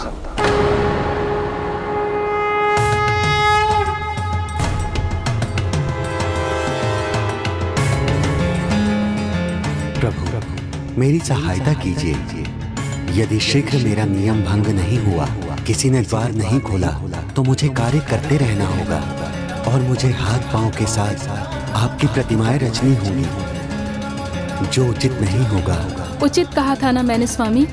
अब ना कोई स्वर, ना ही कोई ध्वनि सुनाई दे रही है, जबकि उन्होंने कहा था कि वो निरंतर 21 दिन तक कार्य करते रहेंगे। कहीं उन्हें कुछ हो तो नहीं गया स्वामी? लगता है प्रभु ने मेरी पुकार सुन ली। मुझे उनकी चिंता हो रही है स्वामी। इससे पहले कि विलंब हो जाए, उन्हें कुछ हो जाए, हमें भीतर जाकर देखना चाहिए।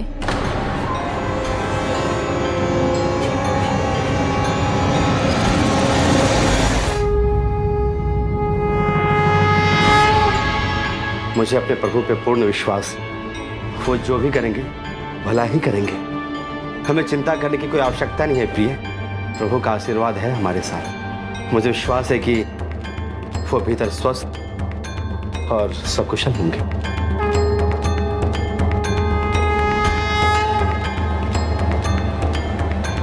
अर्थात मुझे अभी और कार्य करते रहना होगा। प्रभु, शीघ्र कुछ कीजिए।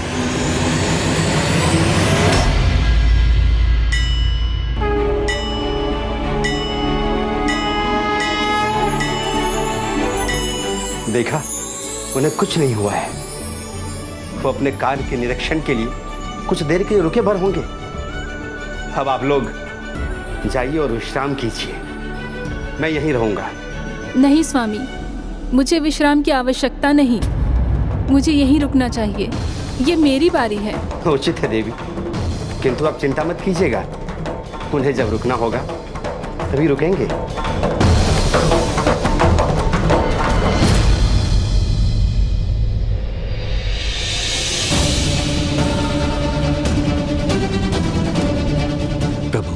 अब मुझे शीघ्र रुकने का उपाय सोचना होगा, अन्यथा आप जैसी प्रतिमाएं चाहते हैं वैसी नहीं होंगी।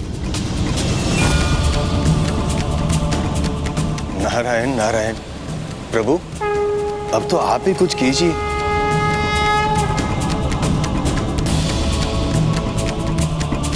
मैं बार बार कह रही हूँ, किंतु मेरी चिंता पर कोई ध्यान ही नहीं दे रहा।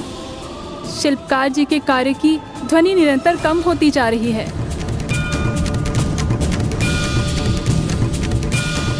प्रभु, अब तो मेरे करने के लिए कुछ अधिक शेष नहीं है। प्रभु, मेरी सहायता कीजिए। कार्य रोकने का कोई उपाय कीजिए। नारायण नारायण। प्रभु अब तो आप कुछ करेंगे ना?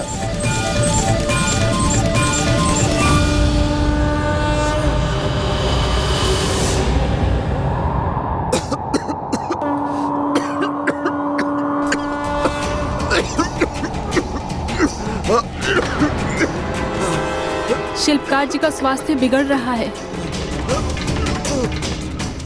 क्या करूं? मैं सभी को बुला लूं? किंतु आप चिंता मत कीजिएगा, उन्हें जब रुकना होगा तभी रुकेंगे।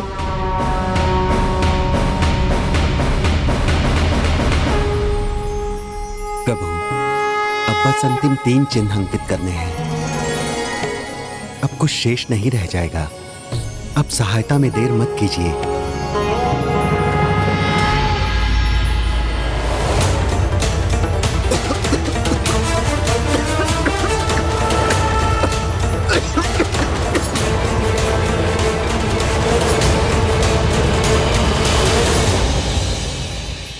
संपन्न हुआ प्रभु, मेरा कार्य संपन्न हुआ। अब आप नहीं रोकेंगे तो आपकी प्रतिमाओं का स्वरूप उस रूप से भिन्न होगा जो आपने देवर्षि नारद को दिखाया था।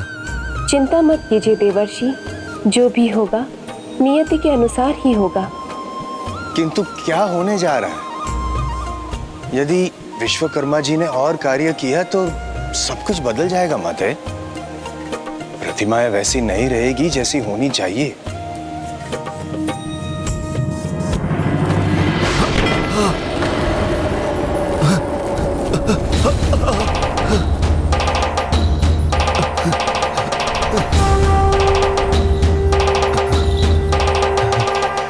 मैं समझ गया प्रभु, ये आपकी ही लीला है।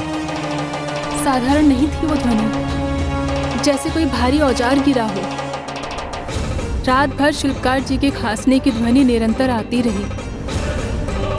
मुझे लगता है वो कुशल नहीं है, उन्हें जरूर कुछ हुआ है। इतनी देर से भीतर से किसी गति का आभास ही नहीं हो रहा। लगता है मेरा संदेह सत्य है। मुझे अंदर जाकर देखना चाहिए। नहीं, किंतु अगर मैंने ऐसा कुछ किया तो उनका नियम भंग हो जाएगा।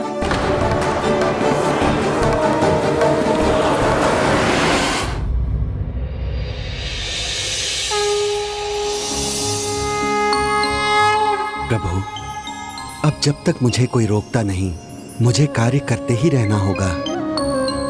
प्रभु कृपया बताइए ना, ये क्या हो रहा है?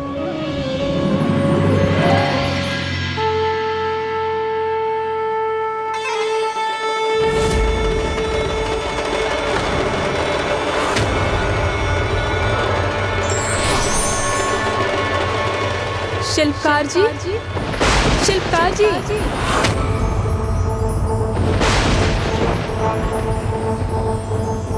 शिल्पकार जी, शिल्पकार जी, कहाँ चले गए शिल्पकार जी? जब तक मैं प्रभु की प्रतिमाओं का निर्माण करूंगा, मेरे कार्य में किसी भी प्रकार की बाधा डाली तो मैं उसी क्षण यहाँ से प्रस्थान कर जाऊंगा। हे प्रभु, ये मैंने क्या कर दिया?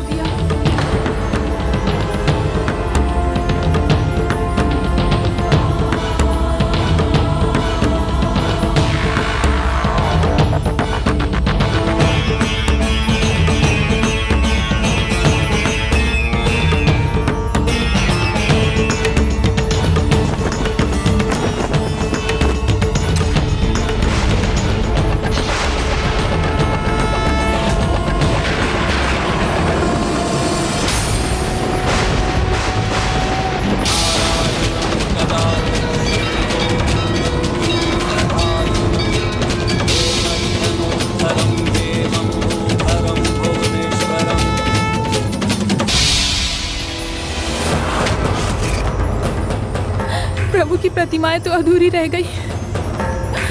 हे प्रभु, मुझसे बहुत बड़ी भूल हो गई, बहुत बड़ी भूल हो गई। स्वामी, स्वामी,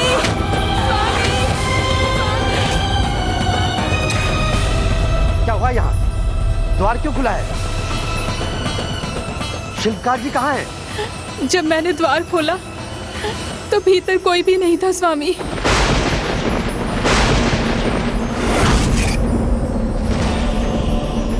किंतु अभी तो 15 दिन ही हुए थे, आपने द्वार क्यों खोला? उनके खांसने की आवाज आ रही थी स्वामी अंदर से, और उनके हथौड़े के गिरने की भयंकर ध्वनि भी सुनाई दी, लेकिन फिर भीतर से कोई आवाज ही नहीं आई। मुझे लगा कहीं उन्हें कुछ हो तो नहीं गया। मैं स्वयं को रोक नहीं पाई स्वामी।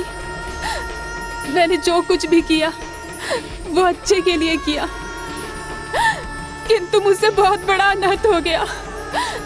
मुझे क्षमा कर दीजिए। मेरे कारण प्रभु की प्रतिमाएं अधूरी रह गई।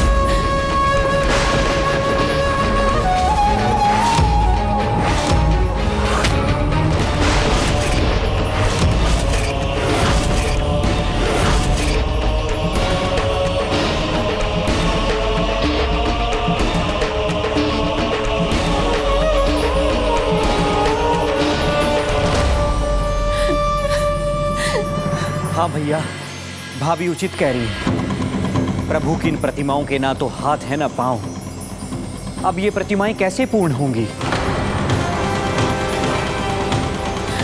मुझसे ही दोष हुआ है स्वामी, ये मेरे कारण ही हुआ है। प्रभु, ये क्या हो गया? अब क्या करें प्रभु?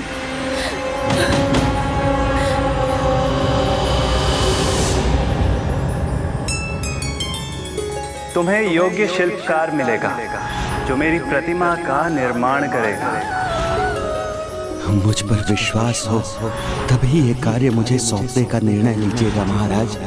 मैं प्रभु कार्य के लिए उनकी इच्छा से यहाँ आया हूँ। मेरे कार्य में किसी भी प्रकार की बाधा डाली तो मैं उसी क्षण यहाँ से प्रस्थान कर जाऊंगा, और फिर प्रभु की प्रतिमा जितनी भी रची हो वही उनका स्वरूप होगा जो यहाँ स्थापित होगा।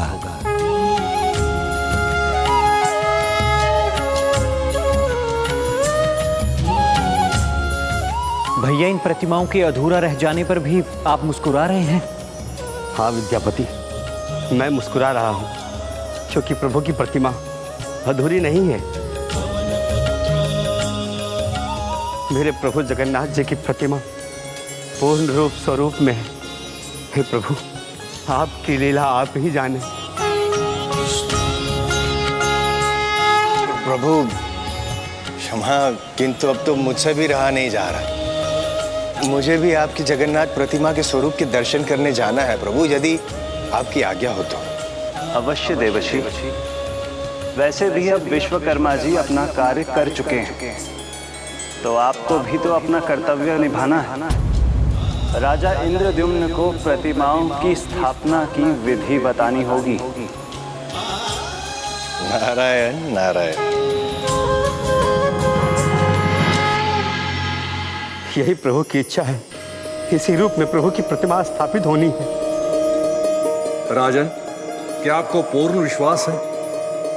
कहीं आप मेरी भूल तो नहीं छिपा रहे स्वामी? नहीं देवी, तनिक विचार कीजिए। अभी तक जो भी कार्य हुआ प्रभु की इच्छा के अनुसार ही हुआ, फिर आपके द्वारा द्वार खोलकर हस्तक्षेप करना उनकी इच्छा के विपरीत कैसे हो सकता है?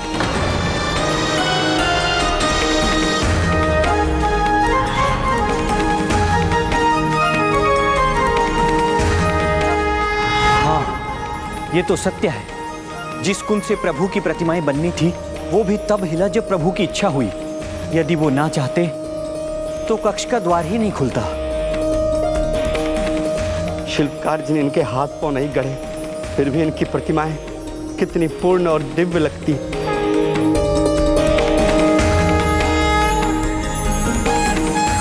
नारायण नारायण।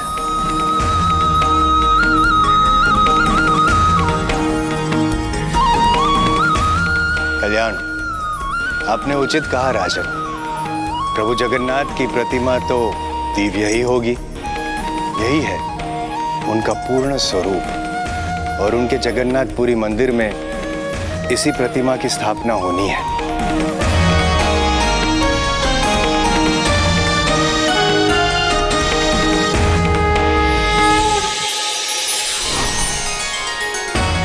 माता रोहिणी के मुख से राधा जी की कथा सुनकर प्रभु बलभद्र जी, सुभद्रा जी इसी प्रकार भावनाओं के अतिरिक्त में बह गए थे।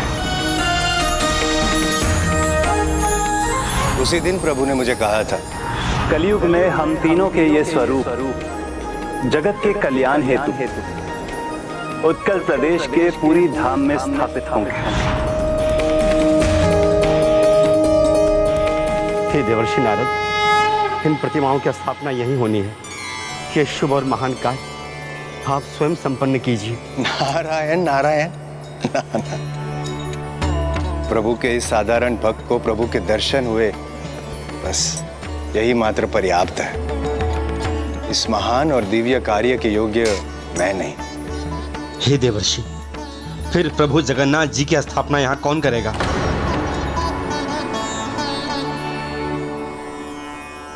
इस पवित्र धाम में प्रभु जगन्नाथ जी की स्थापना किसी दिव्य और महान ब्राह्मण के द्वारा ही होनी चाहिए।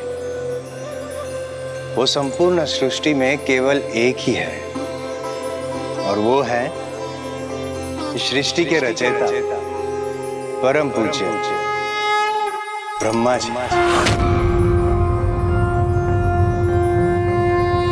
सर्वे भवन्तु सुखिनः, सर्वे सन्तु निरामया, सर्वे भद्राणि पश्यन्तु मा कश्चित् दुःखभाग् भवेत्। ब्रह्मदेव,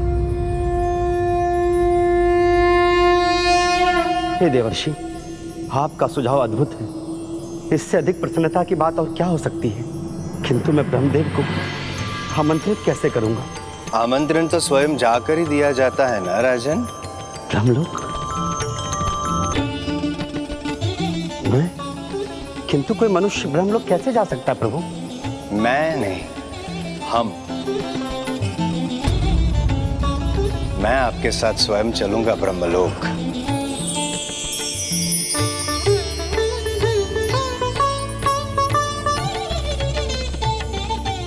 इसी कार्य के लिए तो प्रभु जगन्नाथ जी ने मुझे आपके पास भेजा है राजन।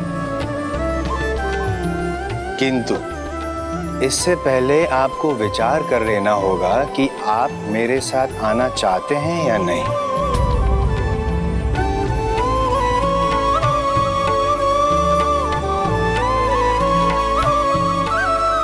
इसमें भला विचार करने का क्या कारण हो सकता है देवर्षि?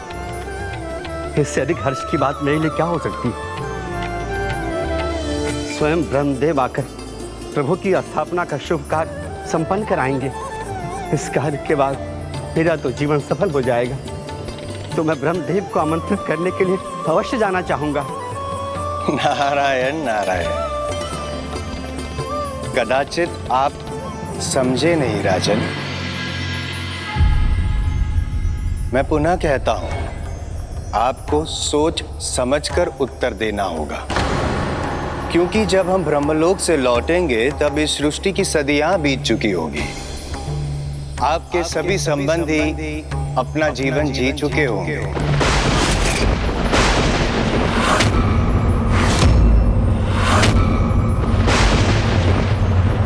राजन, यदि आप अभी मेरे साथ ब्रह्मलोक आते हैं तो कदाचित आप अंतिम बार अपने संबंधियों से मिलाप कर रहे हैं।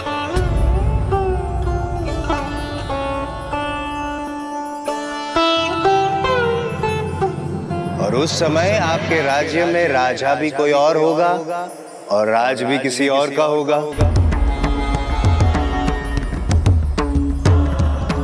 और आपके भ्राता, उनकी तो अनेकों पीढ़ियां जा चुकी होगी।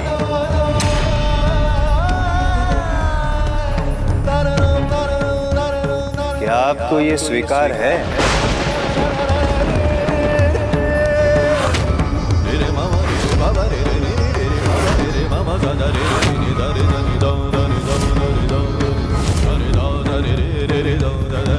अपने परिवार को, अपनी इस पृथ्वी को सबका बलिदान करके ब्रह्मलोक में जाना,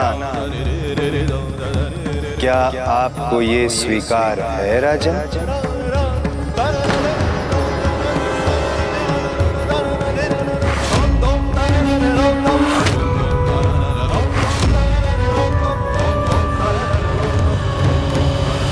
अर्थात ये फिर महाराज इंद्रद्युम्न की एक और परीक्षा थी।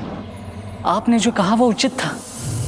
पुरी में जगन्नाथ मंदिर का निर्माण, वहां प्रभु की स्थापना वास्तव में एक भागीरथी कार्य था। महाराज इंद्रद्युम्न और उनके परिवार को अनेकों परीक्षाएं देनी पड़ रही थी, और अब अभी अंतिम परीक्षा अत्यंत कठिन थी, जहां अपने परिजनों के साथ अपने जीवन का भी त्याग करना था। तो फिर क्या चुनाव किया महाराज इंद्रद्युम्न ने? सब कुछ त्याग कर ब्रह्मलोक जाने के लिए तैयार हुए वो। तब तो महाराज इंद्रद्युम्न सोच विचार में डूब गए होंगे ना। अपने सभी परिजनों को छोड़कर ब्रह्मलोक जाने का निर्णय लेना सरल तो कदापि नहीं रहा होगा, ना उनके लिए और न ही उनके परिजनों के लिए। संसार को प्रभु जगन्नाथ जी के महान धाम से वंचित नहीं कर सकता।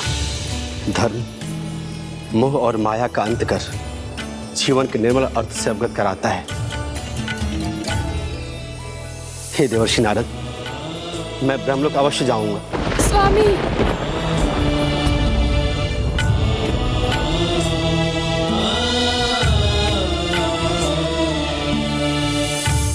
लक्ष्य की प्राप्ति ही जीवन की सबसे कठोर परीक्षा का मीठा फल होती है देवी। आपके सहयोग के बिना मैं इस मंदिर निर्माण के लक्ष्य को कभी प्राप्त नहीं कर सकता, किंतु आपको भी इस महान कार्य में लक्ष्य की प्राप्ति के लिए कठोर परीक्षा देनी होगी देवी। मुझसे विलग होने की परीक्षा।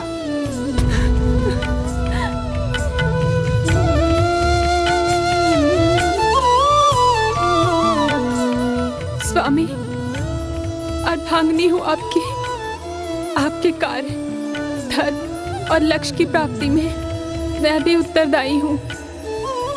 जब तक मेरी श्वास चलेगी मैं निरंतर तपस्या करूंगी कि आपके ब्रह्मलोक की यात्रा सफल हो।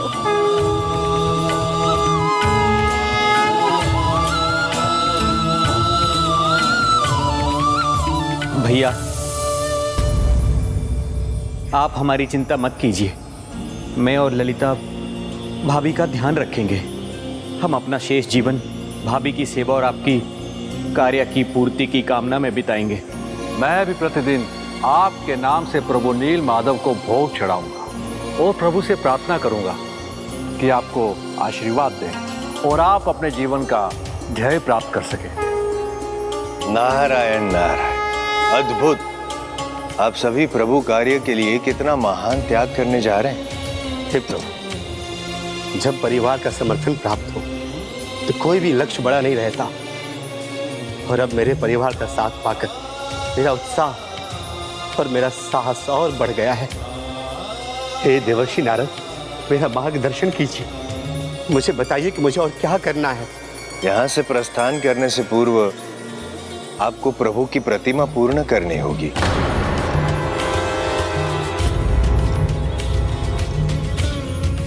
प्रतिमा पूर्ण करनी होगी स्वामी को, किंतु कैसे?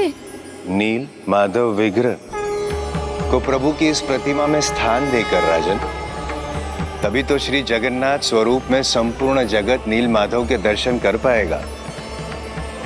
यही तो चाहते हैं ना आप राजन? किंतु देवर्षि, प्रतिमा निर्माण के बाद ये कैसे संभव होगा? नारायण नारायण, प्रभु जगन्नाथ और प्रभु नील माधव की प्रतिमा में भेद कहाँ है? बस उनका एक होकर देखा जाना ही शेष है, जिसके लिए आपको नीलांचल क्षेत्रों में 100 कुएं बनवाने होंगे और यज्ञ करवाना होगा, और उन 100 कुओं के जल से आपको प्रभु जगन्नाथ जी का अभिषेक करना होगा। तभी प्रभु नील माधव विग्रह को आप प्रभु जगन्नाथ जी की प्रतिमा में समाहित कर पाएंगे। और जब प्रभु की प्रतिमा स्थापना के लिए पूर्ण होगी, तब आप ब्रह्मलोक की यात्रा करके स्वयं ब्रह्मदेव को प्रभु की स्थापना के लिए आमंत्रित कर पाएंगे।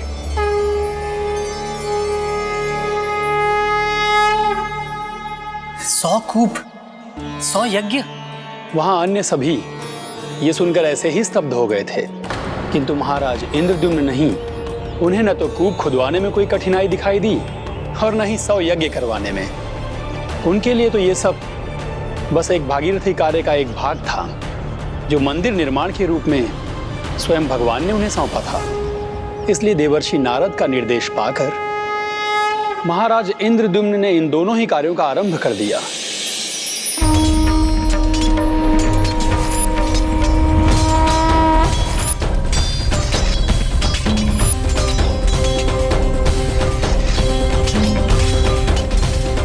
महाराज इंद्रद्युम्न ने यज्ञ स्थल को भी स्वयं अपने ही हाथों से स्वच्छ करने में जुट गए। फिर विधि पूर्वक यज्ञ आरंभ हुआ, जिसके मंत्रोच्चार से संपूर्ण वातावरण गुंजायमान हो उठा।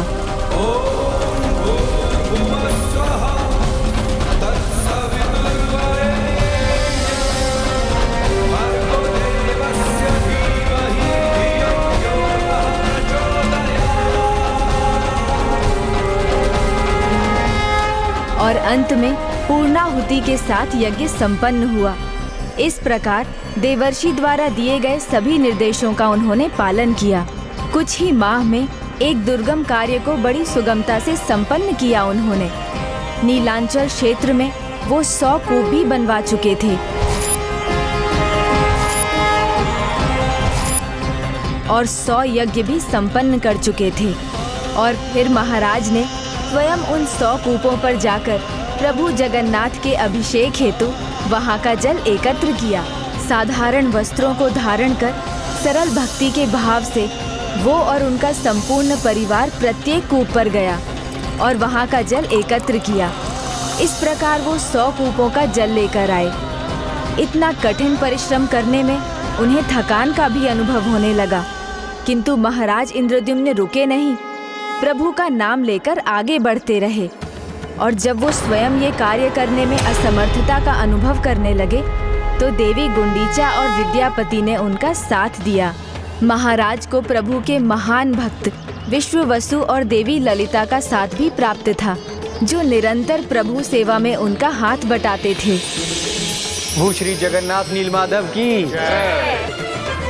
प्रभु श्री जगन्नाथ की जय। प्रभु जगन्नाथ जी की जय। प्रभु जगन्नाथ जी की जय। प्रभु श्री जगन्नाथ की जय। प्रभु नीलमाधव की जय। प्रभु नीलमाधव की जय।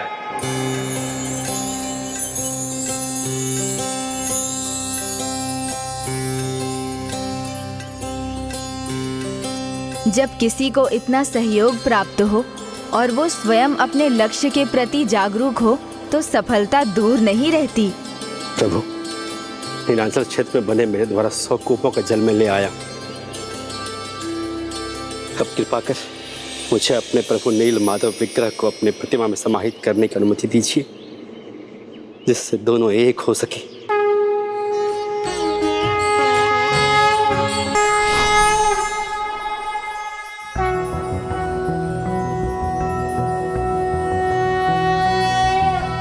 शान्ताकारं भुजगशयनं पद्मनाभं सुरेशं विश्वाकारं गगनसदृशं मेघवर्णं शुभांगं लक्ष्मीकान्तं कमलनयनं योगिहृदध्यानगम्यं वन्दे विष्णुं भवभयहरं सर्वलोकैकनाथम्।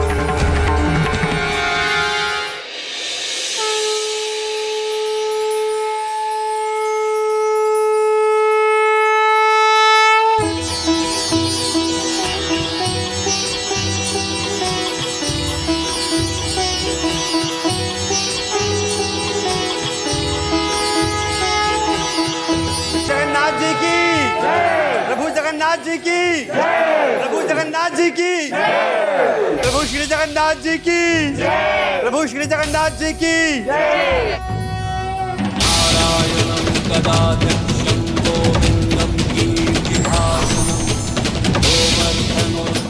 ओम श्री नारायण हरि।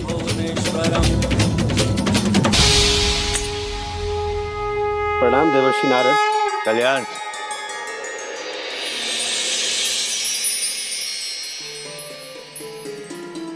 इस पवित्र धाम में प्रभु जगन्नाथ जी की स्थापना किसी दिव्य और महान ब्राह्मण के द्वारा ही होनी चाहिए, और वो है ब्रह्मा जी। यदि आप अभी मेरे साथ ब्रह्मलोक आते हैं तो कदाचित आप अंतिम बार अपने संबंधियों से मिलाप कर रहे हैं। स्वामी अब अपने कर्तव्य पथ पर आगे जाएंगे, अर्थात उनसे विदा लेने का कठिन समय आ गया। राजन, प्रभु प्रतिमा पूर्ण हुई।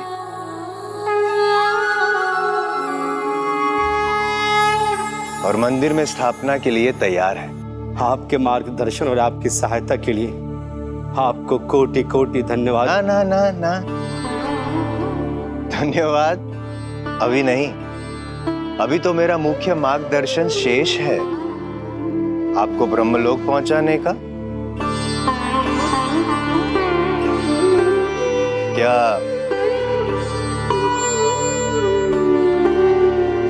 राजन, आप उसके लिए तैयार हैं?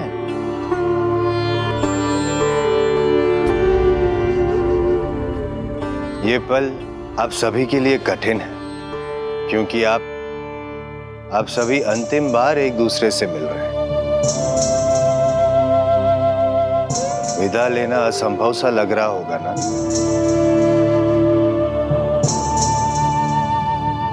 जो एक दूसरे के हृदय में बसते हैं वो कभी विदा नहीं कहते देवर्षि। हाँ देवर्षि, हम एक दूसरे के पास न होकर भी सदा साथ रहेंगे, एक दूसरे के हृदय में सदा वास करेंगे। सर्वथा उचित कहा आपने। विद्यापति, देवी ललिता, आप सभी को भुलाना असंभव है।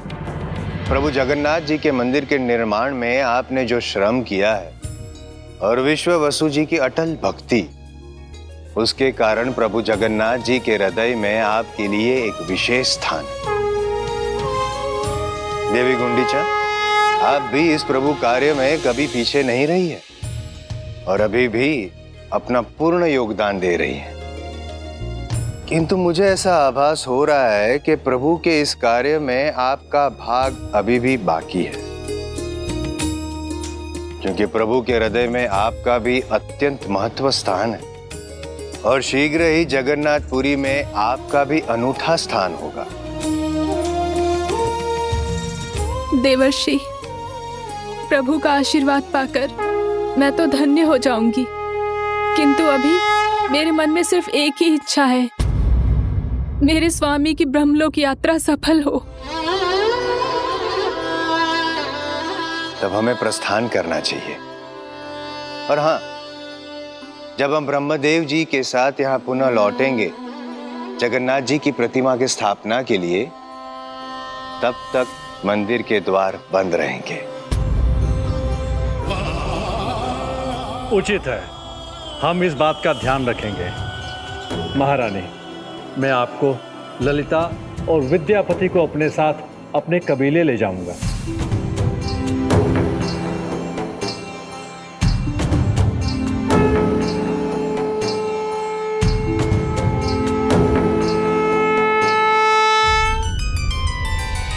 प्रणाम प्रभु, मुझे आशीष दीजिए, मैं यात्रा सफल कर सकूं।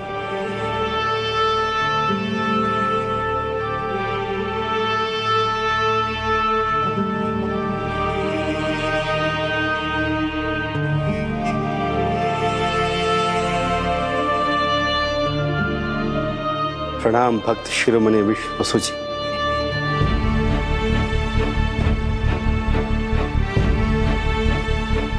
जीवन भर मेरा साथ देकर तुमने मेरा भाई होने का धर्म भली भांति निभाया। भैया, मैंने तो वही किया जो एक भाई होने के नाते आपके प्रति और एक भक्त होने के नाते प्रभु के प्रति मेरा कर्तव्य था।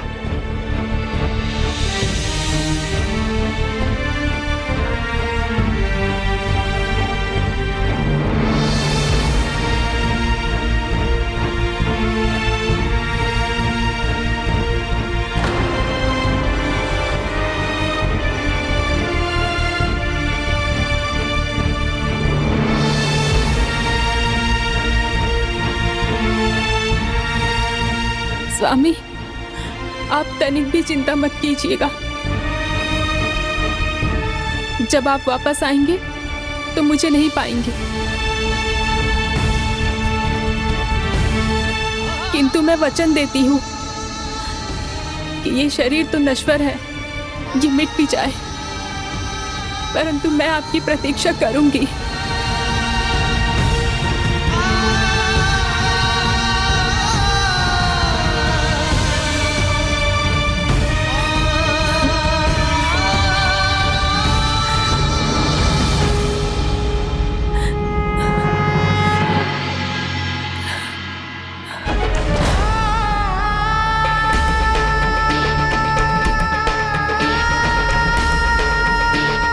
चलिए देवर्षि।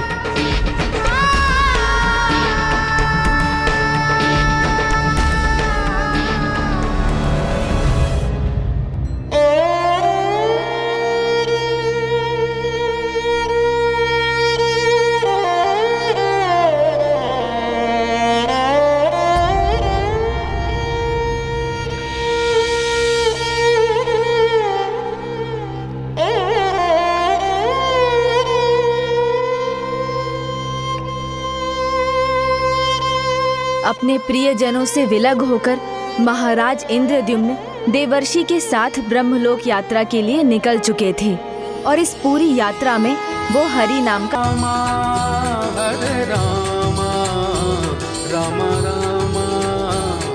दूसरी ओर थी महारानी गुंडीचा, जिनके बारे में देवर्षि नारद ने ही कहा था कि इस कार्य में उनका भाग अभी समाप्त नहीं हुआ था। वो भी कुछ ऐसा असाधारण करने वाली थी जिससे वो भी अपने पति की यात्रा में सहायक बने।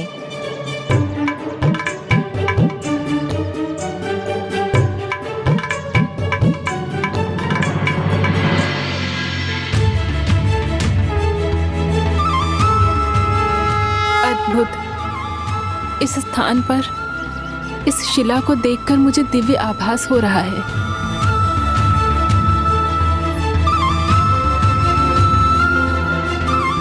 भाभी, ये वही स्थान है जहाँ पर मैंने यात्रा के मध्य में प्रभु से मार्गदर्शन करने की प्रार्थना की थी और तब मुझे प्रभु ने दिशा दिखाई थी। तो कदाचित यहीं प्रभु मेरा भी मार्गदर्शन करने की कृपा करेंगे।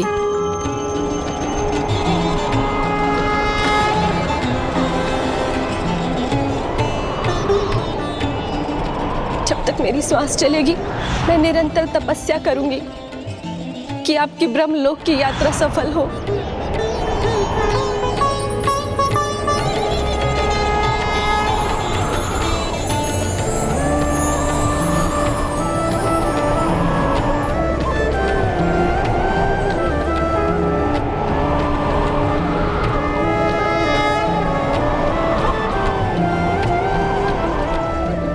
मुझे प्रभु ने संकेत भेज दिया है, वही स्थान है जहां मैं तपस्या करूंगी।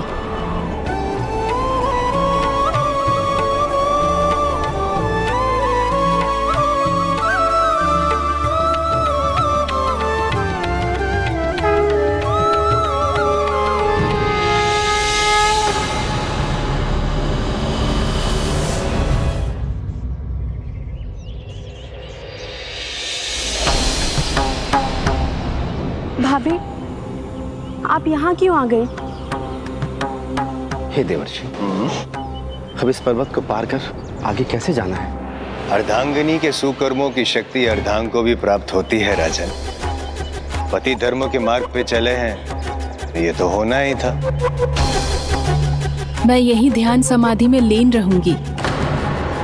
भाभी, आप क्या कह रही हैं? आप यहाँ रहेंगी? नहीं भाभी माँ, आप हमारे साथ कबीले चलिए।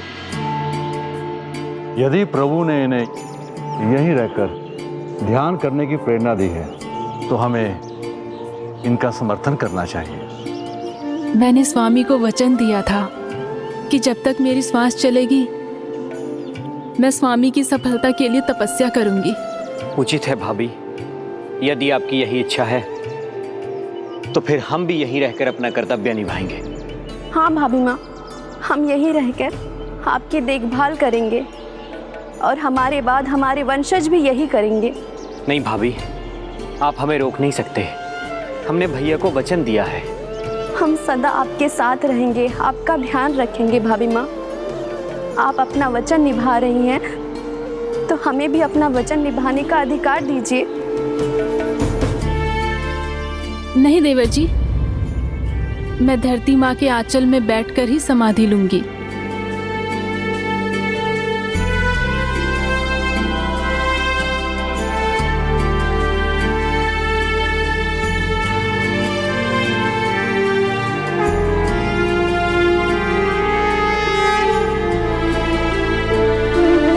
हे प्रभु, कृपा कीजिए, स्वामी को ब्रह्मलोक पहुंचकर ब्रह्मदेव को आमंत्रित करने में सफलता प्रदान कीजिए। हाथ दीजिए अपना।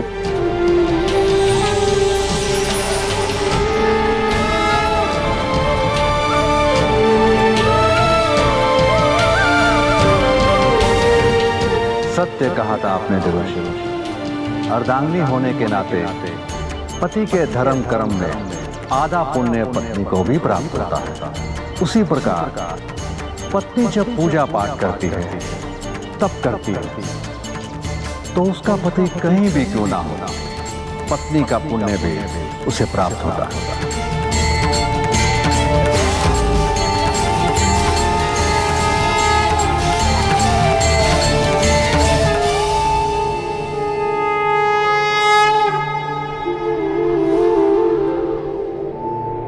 ओम श्री हरि नारायण।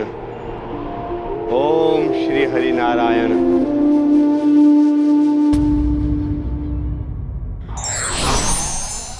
महान उद्देश्य को प्राप्त करने के लिए महान त्याग भी करना पड़ता है। विघ्नहर्ता श्री गणेश के अद्भुत शक्तियों से भरे वीडियोस देखने के लिए चैनल को सब्सक्राइब करना न भूलें और साथ ही बेल आइकॉन भी दबाएं।